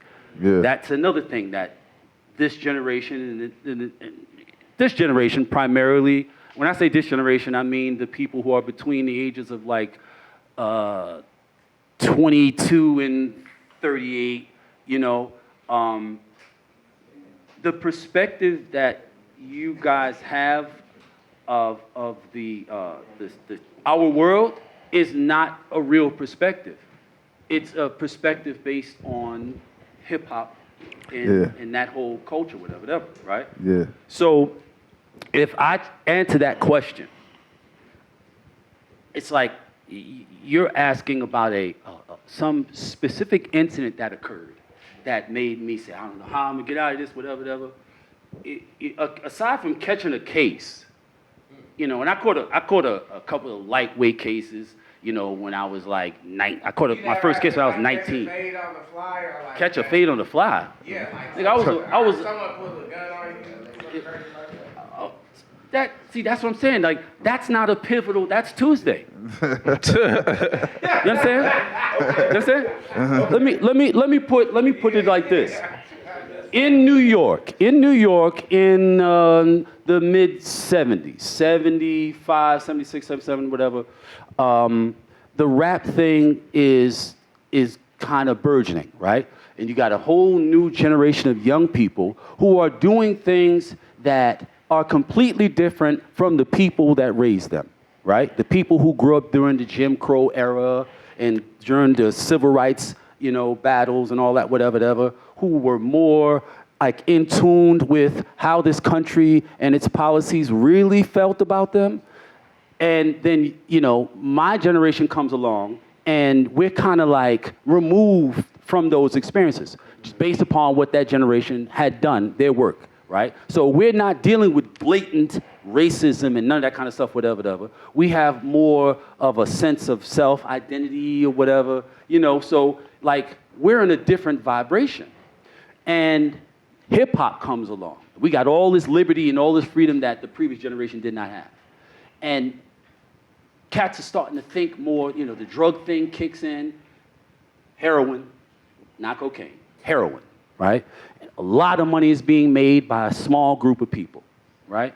Relative to the size of our community, right? So if there was, you know, 250,000 black people in New York, whatever, maybe 1,000 of them were drug dealers. That's how fucking small it was, okay? It wasn't, oh, you black, oh, you live on this block? Oh, you come sell drugs. The fuck out of here. Keep going to church, keep going to school, keep going to motherfucking work. But I live on the 4th floor, you live on the 3rd floor. That's an accident, a happenstance of geography. That got nothing to do with being qualified for this here. So I come from an era where you had to be verified by somebody who was qualified in order to be certified.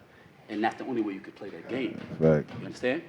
So there was no particular thing. Like, in that era, being outside meant you had to be able to fight, because they're going to take your sneakers, they're going to take your jacket, they're going to take your Kango, they're going to take your ring, they're going to take your Shams of Baron shirt, they're going to take your fucking sheepskin coat, your ass going to go home in your socks if your socks are name brand, they can take your socks. Might take your socks. Right? Understand what I'm saying? You had to, in order for you to be outside, you know, in order for you to be outside, you had to be made a certain way. Period.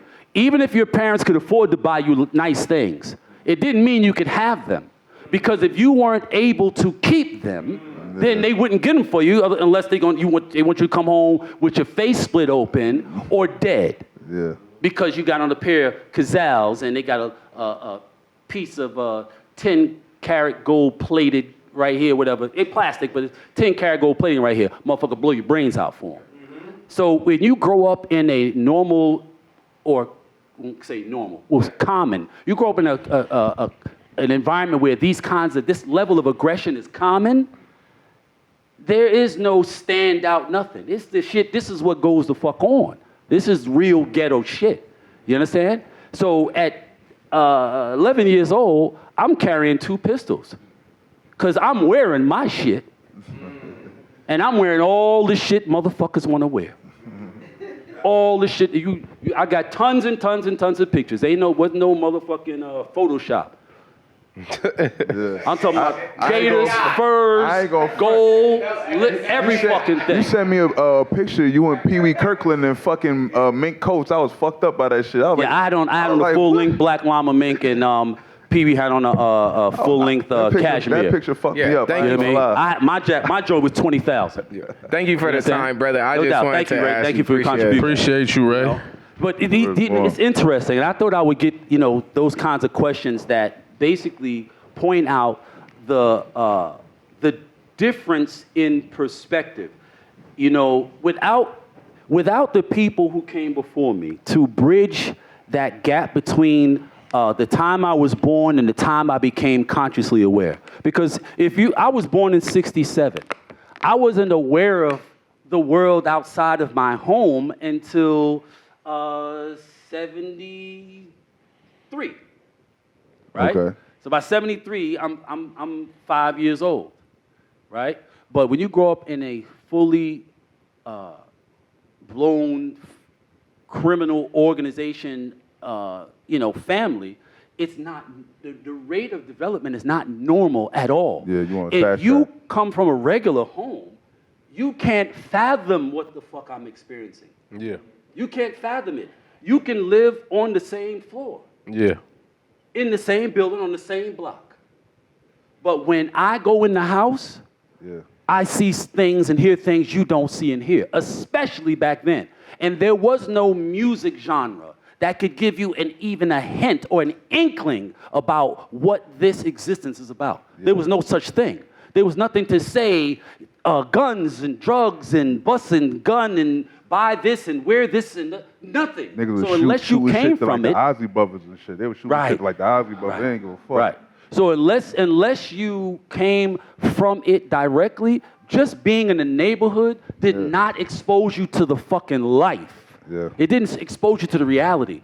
When I came in the house, my mother, my father, or maybe her boyfriend at the time, or they're in there and they're counting tens of thousands of dollars. And you got to think about the perspective on this money.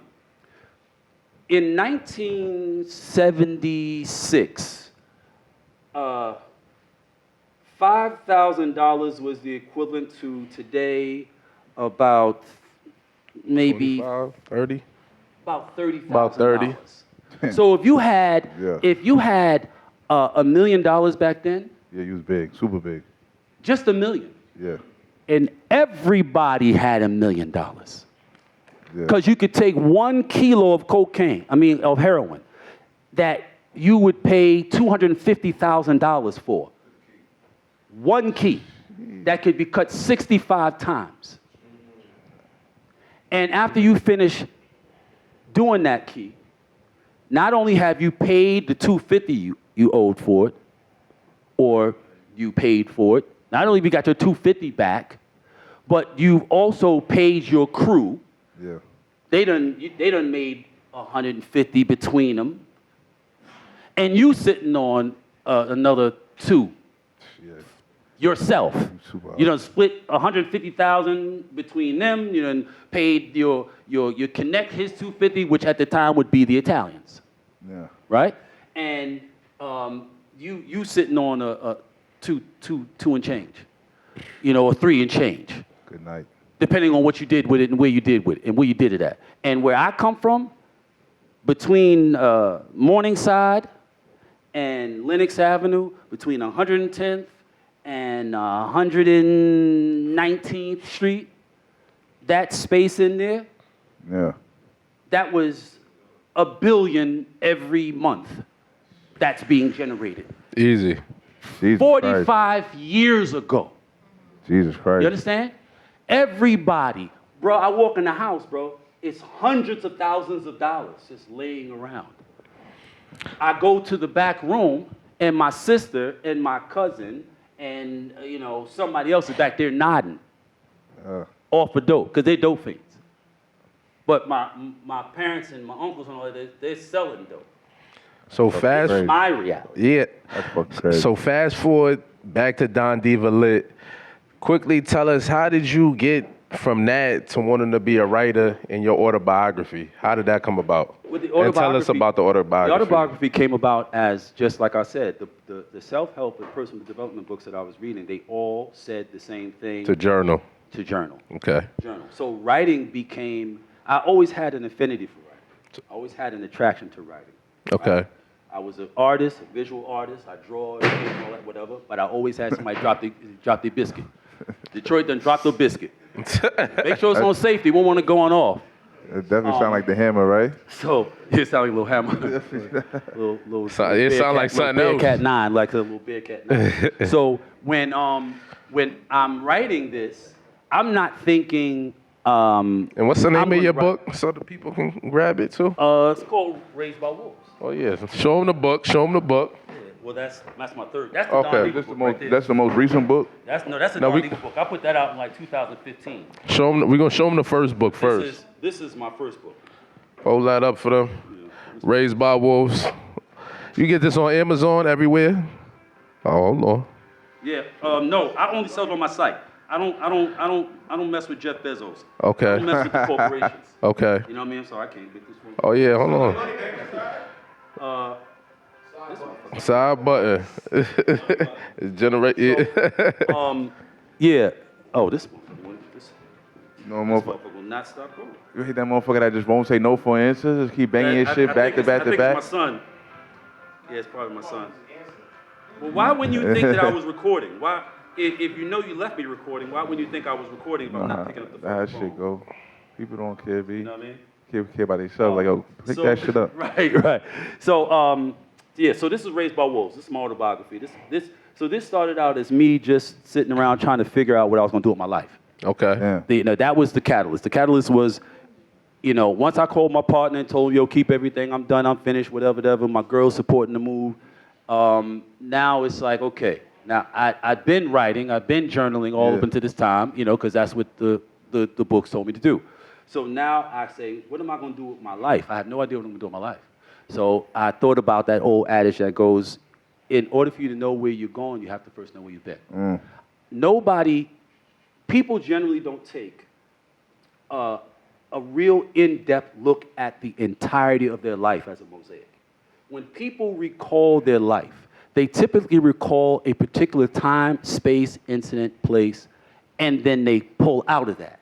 And if they tap in again, they go to another point.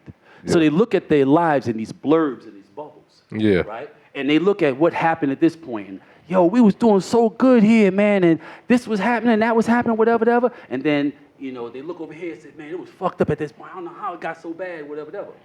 But between that and that is all of this other stuff. Yeah. This other stuff is the stuff that helps you to understand the transitions of your life, the different levels of your life, how you got from one point to another. If you never take an in-depth look, a critical look at that, then you can't really learn from your experiences like that. If you just have an experience and then go, I got through it, and man, I don't ever want to go through that shit again, and just subvert the fucking memory and make it, some shit that you don't remember no more. 9 times out of 10, whatever the fuck it is that you were doing that led to you having that experience, you're probably going to do it again. Because if you subvert the experience, you also subvert the lesson. Yeah. If you make the experience disappear because you don't like it, it didn't show you in your best light. That's what people like to forget things that don't fit with their preferred narrative of self. Yeah. Right? So they won't remember how bummy they were in junior high school. They won't remember that. They just always talk about how fly they were in high school. You know what I'm saying? Not understanding that the reason that you were so extreme in your fashion in high school and making so many sacrifices and risking your life, make up for when they was calling you bummy and corny and you smell funny and all kind of shit. Whatever. You know what I'm saying? So if I didn't take a good look at my life, there was no way I was going to figure out what the fuck was next. So that's what I did. I just sat down and wrote the first memory I could recall. And I just, and when you do that, it's like, okay, I remember this. And when you say I'm gonna go into this, even if you're just telling people, I'm gonna go into this story about this incident that happened. You have a start and a finish point in your mind. Very clearly, you remember, all right, it was this, we were here, and this happened, whatever, and so was there, and that happened, whatever. And then, boom, it ended up here like that. A lot of times, the details of what got you from that point to that point are not as clear. But when you start physically writing with your hand, not typing, writing with your hand, and I'm telling y'all, don't lose that. Don't lose the ability to do tactile writing. Writing, physical writing, is a neural, meaning brain, thinking, neuromuscular activity, and it imprints information onto the subconscious. You understand? Not writing is making you dull with it. That's why the technology being pushed upon you is inclined to pull you away from those practices because they make your brain soft. A person with a soft brain is easily manipulated, easily controlled. You understand? The most revolutionary act that you can commit today is fucking learning. You a real bad motherfucker? You tough? You a real nigga? Pick up a fucking book and read. Start it, finish it, understand it, and anything in it that you aren't familiar with, any word in it you don't know, you stop right there, you look that motherfucker up. Be thankful you got this goddamn device. Because I used to have to carry around a 400-page, a big-ass, thick-ass thesaurus to read them fucking psychology books and sociology books and personal development books with words and phrases and shit in it that were not part of my lexicon previously. So I did not know what they meant. I had to look up 80 words in the first 55 pages of a book called Empowering the People by Tony Brown, who was a black intellectual. you would look at him and think that, he's like this real square, staunch motherfucker, straight square motherfucker. Yeah. You read his shit, this is straight hardcore motherfucking revolutionary. Damn. And revolutionaries aren't anything, they're just gangsters. Yeah. Gangsters that may not have gotten involved with criminality. Political gangsters. But they're gangsters. Yeah. They're gangsters. They operate with impunity. They operate without the fear of consequence. They do what they determine must be fucking done in order to move this thing forward. That's gangster. Fact. Gangsters operate with impunity. They operate without fear of You got anything. something you want to add? That's fact. That's fact. I'm gonna shut the fuck up. I swear to God. Word. But fuck you too. But it's my niggas. One thing I do feel compelled to ask you, as we're talking about the power and weight of knowledge and reading and haptic behavior, right? $1.50 shit. Where do you think the reality of publishers like Don Diva and F.E.D.S live opposite the responsibility the record labels skirt? I could tell you a whole full 100% of what you about. I could tell that, right? The challenge is, to your point, it's like so much of the mythology that people should respect and hold in high regard gets butchered and fucked up by these A&Rs who don't look like us, who don't share our philosophies, right? Where's the accountability live? Because it seems like everyone's kind of playing off of the key, you know what I'm saying? But the only people being honest about the shit is the publishers. But the people talking about the shit that keeps the publishing relevant are the niggas who lie, or exaggerate, or fuck up dynamics that leave us reading the shit wrong. So as a publisher emeritus, I think is the proper title for you, how would you... I'm still publishing. Hence the emeritus part. You triple OG with the shit.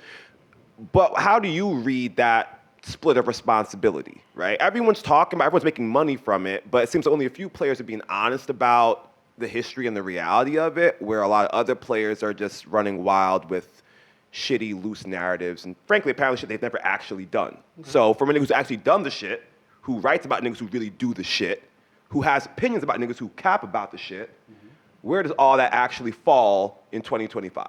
Thank you. Well, it's kind of a convoluted commentary question, but I'm going to speak to it to the best of my ability, to the degree I understand what it is you're trying to bring forth. This kind of connects to the question that you were asking, and I kind of got away from it. Why Don Diva? It was the purpose. Don Diva, in response to what F.E.D.S was doing, F.E.D.S was putting forth stories about major guys in the game, but who had dishonored themselves. Okay, they was telling.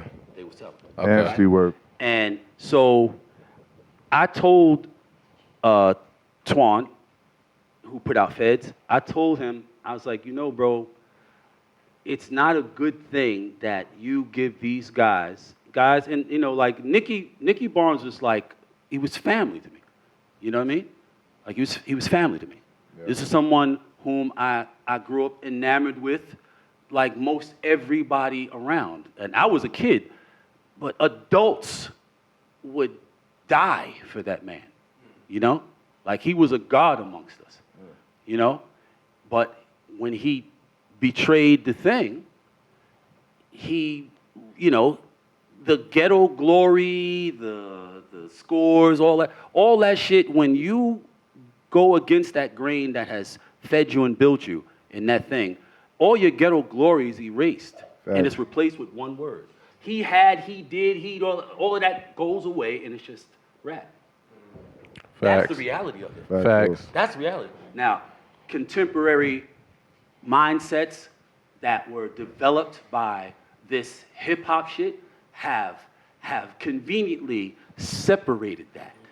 Now you can be all that and have been a rap, but you did all of that. You had all of that. You was doing all these things. You had all this money, whatever. And because the consumer of that kind of content has no emotional or actual connection to that, the violations and all that doesn't matter to. It's entertainment to them. It doesn't matter. It doesn't matter that he broke the rules and went against the grain. It doesn't matter. To them, it's like, well, he sold drugs and killed people and all whatever. So him telling is a bad thing. They don't get it because it's not based in the kind of mainstream morals that most people, even people from the hood, subscribe to. It never was meant to be. It was never meant to be mass consumption. It was never meant to be something everybody did. Like I told you, it was 250,000 people running around in New York, black people running around in New York.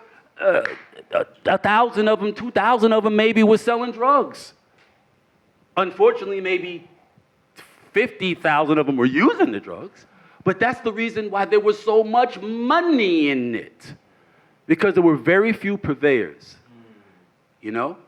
And because of that restrictive entry, it was maintained, the profitability in it was maintained and so forth, right? So when I'm kind of like answering. Yeah, answer that. Man, tell them about the second book too when you finish that. Right. Yeah. So when when I brought the magazine out, when we brought this magazine out, it was like key first. It doesn't matter who you are and what you've done. If you told, you will never be in Don Diva magazine. Your words will never come out of Don Diva magazine. Respectfully. You understand? Because my mother and my father, who were actual gangsters, they would spin in their graves if I were ever to give that kind of thing a platform, right? And so that's why, Don Diva was what it was, the way it was, and put forth what it did. I always wanted people to understand the reality of that existence. I wanted to counter what was then becoming very, very powerful, the influence of rappers becoming comfortable. This happened around the latter part of the 90s. Motherfuckers started getting comfortable with speaking about the life. Cats, the first person to refer to himself as a hustler in that rap shit was my little homie Nori. Before him, he did like this character called Melvin the Hustler. Before him, motherfuckers wasn't saying that. They weren't referring to themselves as hustlers because they knew that was something that was particular to a certain genre of like underworld street person. And they knew, well, I'm not that. I got no reason co-opting these phrases and these terms. But once people started doing it, they said, yo, you heard what he said? Well, if he could say that, I could say this. Right. Well, you heard what he said? Well, if he could say that, I could say this. And that you get what we got now. And then you get the A&R saying, say what the fuck you want as long as I get paid. Right.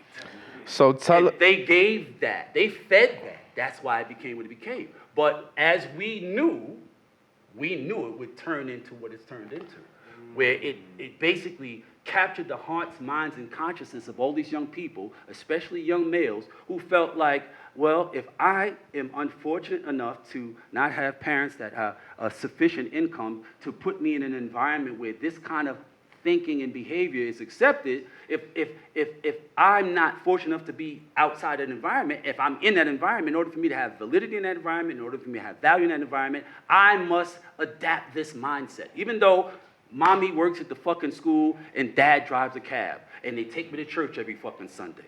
I have to, act like I'm some kind of street nigga because that is the identity of a young black male in this fucking society. And that's a straight sucker shot. They fucked y'all with that shit. Because believe me, it was never, ever, ever meant to be for everybody. Never. It was never meant to be that. Just think, look where we are. So he talked about with the A&Rs and their infiltration. You got your second book. Tell us real quickly, too, because, we kind of pressed for time. How you went from Don Diva to highlighting the drug kingpins to working on hip-hop legally? Can you talk us about the transition from that to that? All right, so, Don Diva was a labor of love. Don Diva was a labor of love, right? All right. So, when in 2006, August 2006, I got to a point, my little girl, my youngest, she just graduated. She turned 22 yesterday. Shout out to her. Happy belated. Right, and graduated from Loyola Marymount out in L.A., magna cum laude. High achiever, scholar. Dig. Lab Thank you. And shout out to AV. So, you know, she was turning 3, 4, right? 4, 3. She was turning 3. She was born 2003. And I'm like, her birthday is August 11th. So I had just got back from Florida, the first TJ's DJ's Ozone Awards weekend in Florida, right? And I'm busting my ass. You know, I wrote every article. And Don Diva, yeah. Right? Took every picture. Yeah. Absolutely. Did every interview. Did all the distribution across the country myself. Set up every retail location myself. Inarguably, no, because nobody else was there, so nobody else can claim they did it. Nobody else was there, right? Respect. And up to that point, it was still a struggle. But I was in love with it because, one, it was the first legitimate thing I'd ever done. Okay. Right? And that meant a lot, right? And I knew friends that were still stuck. If they weren't in prison, they were still stuck in the street in this fucking cycle, right? And two, it was, you know, it was something that was kind of like a penance for me. Because I had been afforded my freedom, my sanity, and all this stuff, whatever, with all the things I had, you know, been through in that existence. And I felt like this was my duty to disseminate this reality, this truth, and counter the impact of hip-hop and the hyperbole comes out of hip-hop that was promoting and marketing shit like, yo, it's a big party. Y'all should all come. We was popping bottles and fucking off like it's great, you know? So I felt like it was something I had to do, right? But here comes August 2006. I just come back from TJ's DJs. I'm busting my ass, running down the highway, and I had $500 to my motherfucking name, independent of what needed to be done for the magazine. Okay. Outside of that, that's all I fucking had. Okay. Right? And I said, now either I'm gonna get on the highway, drive up there so I could, my little girl was still in the, this is before I moved to Atlanta, her mom to Atlanta. So either I go up there, and by the time I get up there, this $500 will be half of that because, you know, it's fucking the road. Yeah. Okay. Or I can send the money, but I can't be with her. That was it. I was like, nah, this is, because the bottom line was, Don Diva, as popular as it was, and it was the most popular publication on the fucking street, but advertising is the life's blood of a publication. Okay. And who the fuck wants to advertise with murder, death, kidnapping, killing, drugs? Who wants to advertise with that? Right? How was you able to navigate around that? Being a hustler. You know, I had Def Jam paying $15,000 per person that they wanted to have on the cover. Okay. Right? So that helped a lot. Shout out to Kevin Lyles, man, and you know, all the people at Def Jam that really, they gave me my first legitimate check that I ever seen in my life. First check that I ever saw in my life. That you could Kevin just Lyles. deposit and no issue. Check. It was an actual check. I'd never seen a check before. I was 32, 33 years old. I had never seen a check before, right? So, that's crazy. And how did you establish that relationship, if you don't mind me asking, with Def Jam? That's a very good question. Just kind of finagling, getting in with the artists. Getting in with the artists. That's how I got into those buildings. The artists be like, yo, y'all gotta put me in this magazine. What magazine? It's called Don Diva. Never heard of it. Yo, it's the street shit, and it's the real shit. And if y'all want me to get this certified, this stamp, then y'all gonna have to get me in this magazine. And a lot of your artist connections just came from just being in Harlem, getting money, being outside. Oh, talk to us about the connections. I was a drug dealer. I fucked with people in the real niggas. Yeah, I didn't fuck with no motherfucking rappers and shit like that. I didn't know them people. I knew the rappers from when I was a kid. I knew Melly Mel and Cold Crush. And all. I knew them because I was a hip hop kid. Okay. You know, running around the disco fever and all that, whatever, you know. But as far as like the contemporary rappers, whatever, I didn't know them guys. I was a street nigga. I didn't know them fucking people. Right? What brought them to me was the fact that I had this thing that the streets was fucking with. The first people I put in Don Diva were not celebrities. The first people I put in Don Diva were people who were out and about at clubs and events, who was fly, rocking a nice outfit. I was taking their picture. It was the first publication that gave that kind of exposure to regular non-celebrity people. Okay. And that made the people fuck with it. And you know rappers gonna fuck with whatever the people are fucking with. That's a fact. You understand? That's a fact. That's what happened. So I you created had this situation that they were able, like it became a beacon for them, you know? People like, yo, I'm gonna be in this magazine, Yo, you gotta get this magazine, because I'm gonna be in it. And it trickled its way up to the artists. And the artists went to the labels. And the labels like, yeah, okay, we breaking bread with you. Well, I appreciate you pulling up and really hitting us with this knowledge and this story. This should have been a dope experience for everybody, included high level intelligent conversation. You know what I'm saying? We're about to wrap this joint up in a minute. We're gonna get into our favorite segment. We're gonna get into the well set segment. It's where we say what we done, what we not feeling at the time, we not feeling in the moment. But hold on. You want to start it off? I'm about to start it up. Go ahead. I'm all set on Dr.Umar. And I'm all set on niggas doing bad business, janky shit. You know what I'm saying? You and me both. I just gotta say, I tried to give Dr.Umar the benefit of the doubt as long as I could. I was with him. I was rocking with him. I was behind him. But it's over for that nigga, B. You know what I mean? Nigga owing bread for what? How long he ain't paid the taxes on the building for the school? 7 years, 6 years? It's nasty, You know, B. I never really paid him any attention. Huh? I never really paid him any attention. You know, he been claiming he was building a school for like the last 7 years. Yeah, I remember. I've caught the periphery. I caught that periphery. He been taking donations. Nothing happened. He ain't paid none of the bills. So he's always come across as a grifter to me. That's exactly what he is. He's come across as a grifter. It's That's solidified. Who's winning? Who's winning in this society? Scammers, thieves, grifters, scumbags. Yeah. Scumbags are winning. Yeah, facts. Your whole fucking government is nothing but a bunch of grifters and malcontents and deviants. Yeah. All of them. Sleaze bags. All of them. They're all. Donald Trump is a grifter. He's a certified grifter. So that's what it is. So yeah, they just practicing what the people at the top practice. That's all. Yeah. But it's fucked up when you're doing it to your own people. You know what I'm saying? Well, people do things to the people they have proximity and to. You're using black solidarity to get your grifter on. It's fucked up. It's no different than what the pastors in these mega churches do. Oh no, they're dirtbags. Same shit. Get into that. Same shit. Same shit. Get into that. Yep, same shit, bro. It's just bad people taking advantage of the good nature of common people. That's all it is. Hear which y'all all said on. Let me hear some. You want me to go? You want to know? I'll stay. I think I'm all set on Love is Blind. Just the whole movement. What is that? That show on NBC? It's a couple things. What the fuck is Love is Blind? It's this shit on Netflix. Like, I don't really know what's going on. Like, what is I just feel like it got our people by like in a real chokehold. I was thinking about Love Island when you said that, but now I don't know. No. I ain't gonna lie. I'm more set on Love is Blind, Baddies, and Labubu's. Like that, those three things. Labubu's, the things, joints, purchase. Yeah, I'm good on that too.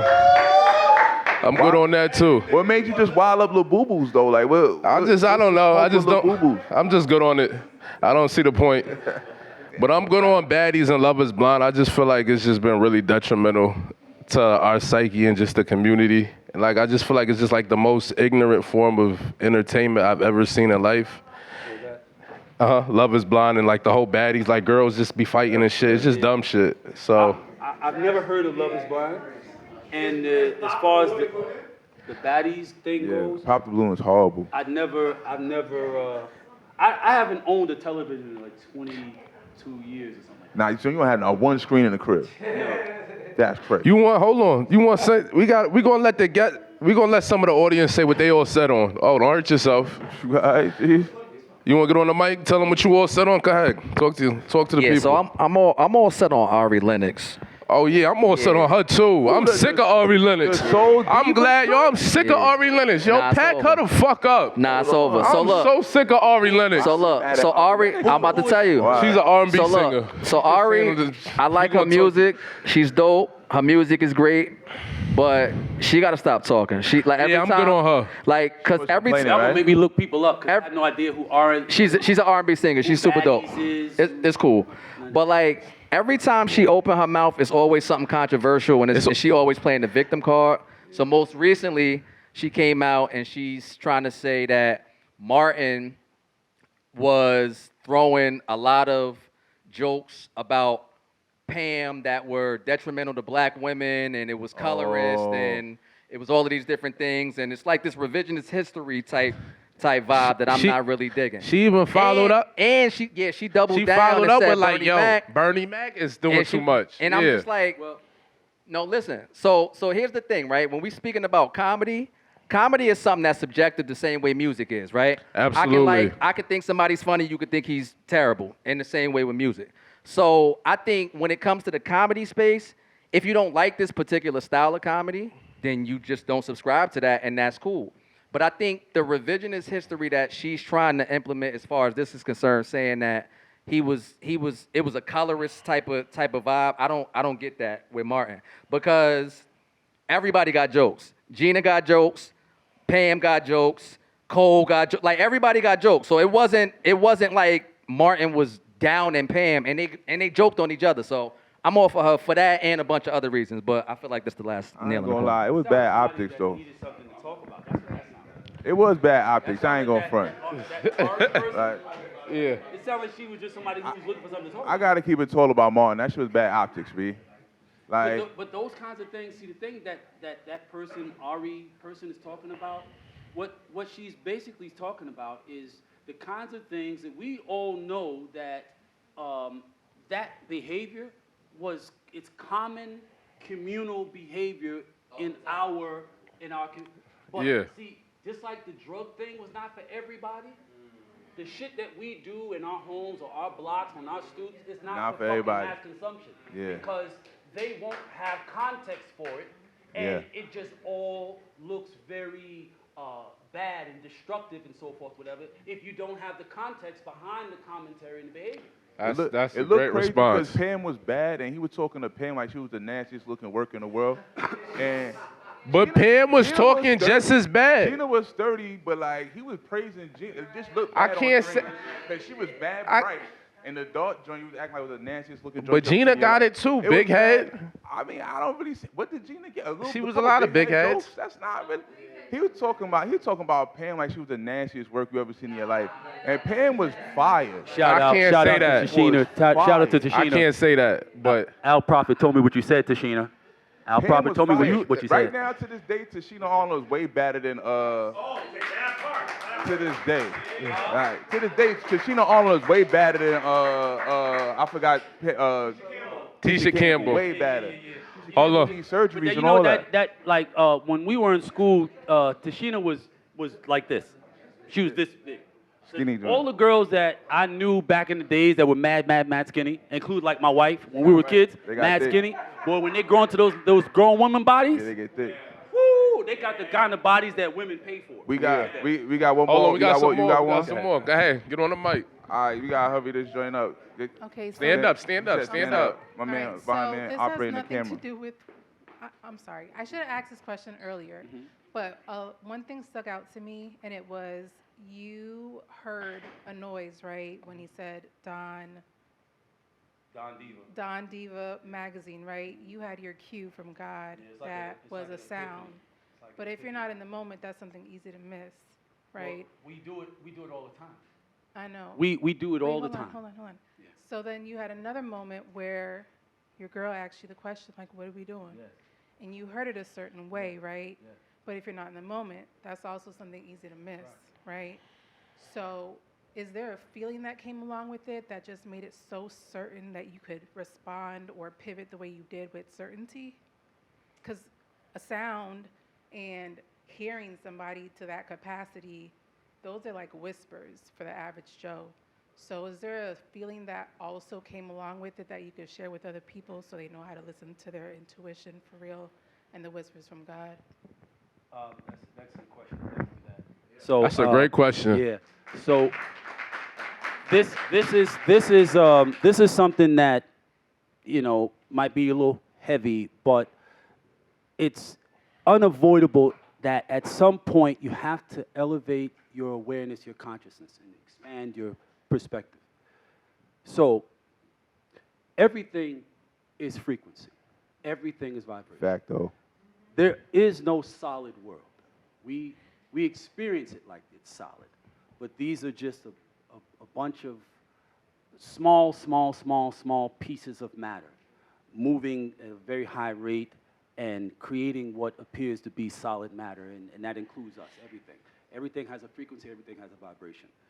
When you become in tuned with self, which was what my journey was about. It's what introspection is about. the most important relationship there is for you to develop is the one between you and yourself. Because within yourself is where your God exists. You understand? The universe gives way to all. We are all expressions of the same energy. If you become in tune with yourself, you become in tune with everything around you.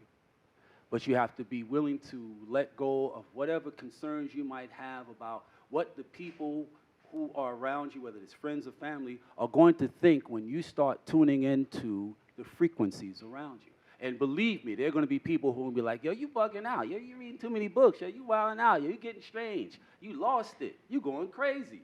I heard all of that. Yeah. Right? So what it comes down to is it's not so much, all right, so the feeling is connected to the frequency.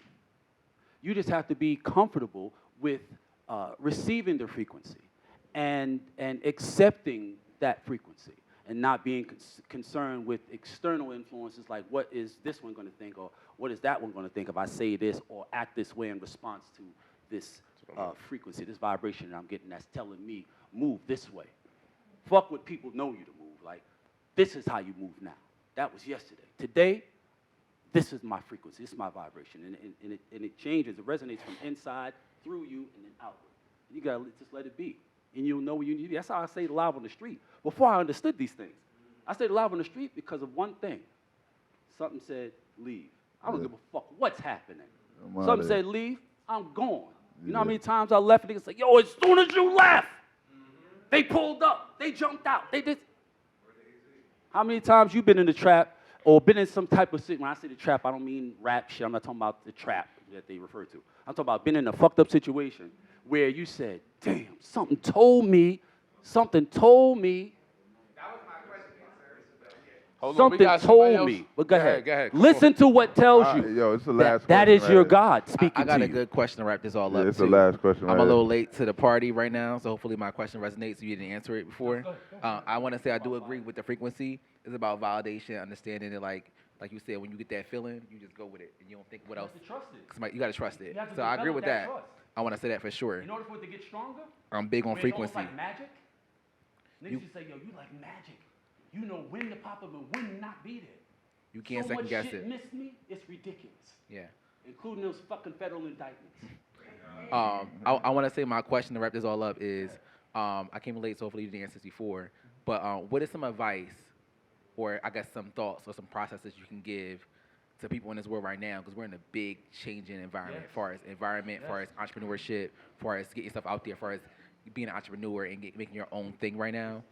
What is some advice right now, or what is some strategy that you agree with or may not agree with that people should do or should not do in this next age? Because we're honestly, in my mind, we're entering a whole nother kind of era in the U.S. right now. We had the technology era in 1960s. We're kind of entering a whole nother technological era with this AI and entrepreneurship and creation and content creators and influencers. What is your advice as the entrepreneur back then, now, and what advice would you give people that? And I think that's a good way to end this. So, well, thank you very much. That was a great question. What's your name? Our guest producer. So, shout out to Kayla. Shout out to Kayla. So, what we should be doing, keeping pace with information. Too many of us had decided when we were far too young to know what the world would require of us, who we were going to be and how we were going to be, and we locked into that.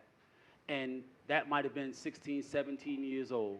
And here you are, 27, 37, and you're still being the person that an adolescent decided you would be. Yeah. And the last thing an adolescent generally thinks about is the continuous expansion of their knowledge base so that they can continue to be competitive in the world as it inevitably evolves. You understand? We, melanated people, do not have the kind of collective focus that we should have on information. How many times have you been told about something and then 2 years later, 3 years later, 4 years later, it comes to fruition, and there is tons of money and all that being generated, whatever, and you be like, oh damn, somebody told me about that. Yeah, I should didn't get on the have boat. It's a common thing with black people to do that. Fact. They're so apprehensive. They're so concerned about somebody getting them or taking advantage of them or tricking them or they just don't want to do anything that's going to take them outside of this idea about themselves and who they are and thus what that person would do that they decided at 17 years old. That person wouldn't do that. That person wouldn't be reading that book. That person wouldn't be going to that seminar. That person wouldn't be participating in that business. That person is not a real person. That's a made-up person. Yeah. You understand? Adapt or die. That's the bottom line. Real shit. That's real shit. Adapt or die. Get in pocket with what the fuck is happening. There's so much happening. There's so much fucking happening. Your world is changing social politically. Your world is changing technologically. Your world is changing like physically. And a lot of y'all are still existing in 2000. The world is outpacing you. Ain't nobody worried about what black people gonna do because you got leaders like Umar. Nasty work. They're not worried about us, believe me. They're not. Why do you think they feel so emboldened just because this orange shit lives up there? Nah, that ain't why. That ain't why. It's because they've been watching us steadily progress backward. They know that the time for them to do them, they're doing them. They're not doing us. Us is not their motivation. Them is their motivation. Mm-hmm. They got time and opportunity, and they're taking advantage of it. And they don't give a fuck how it affects us one way or the other. Yeah. That's not their concern. It should be our concern. So, information. That's it. Pursue information. Learn things. Be uncomfortable. And be comfortable with being uncomfortable. And stop concerning yourself with what other people think, because motherfuckers are not thinking about you. That's your ego telling you that shit. We out of here on that note. Adapt or die. Adapt or die. I'm feeling that. What is this? Yo. Y'all, thanks for pulling up. Maybe you niggas get here earlier next time so we can have more show. Tell them where to get the merch. Allsetpod.store. You want to donate? QR codes. Hit the Zelle joint over there. We got the QR codes. My man on the side with the juices. Get you some cookies from Deep Space Cookies. Get you some juice from Issa over there. Tag it on the gram. Shop with Cavario. Got mad books. I'm discounting. I'm taking $5 off each. Learn something, read, because y'all niggas ain't read in a month. What's your website, Cavario? The mindplugacademy.com. The mindplugacademy.com, man. I'm what you call a thought coach. So what I've done here, I do professionally. You know, I opened up a school inside. Tell them the site again. Tell them the site so they can. Mindplugacademy.com. The mindplugacademy.com. Allsetpod.store. Get your merch. Allsetpod Live. Tag us. You already know what to do. Regular shit. We're all set now. I do not sell on Amazon. You don't sell on Amazon. I don't do business with them people. I don't. He got copies here. Get you a copy. Get your shit together. So this is normally $25. I got it for $20. This is normally $35. I got it for $30. I won't turn down your $25 because I want you to get it. Understand that the thousands of books that I've consumed, they have been filtered through the practical experiences that I've shared with y'all and put into these experiences. So Old Gangsters and Young Guns is the top 10 stories that I did in Don Diva. So this is the real paid in full story because I knew every single person, the kidnappers and the kidnappees, every fucking body. Crazy. Right? Tap into that. This is the real sex, money, murder story for obvious reasons. And some of you may or may not know, but I am BMF. Meech is one of my closest and dearest friends. I've seen that picture too. That fucked me up too. And I was the one I was the only one saying where everybody was like, go. I was like, nigga, no. I was him.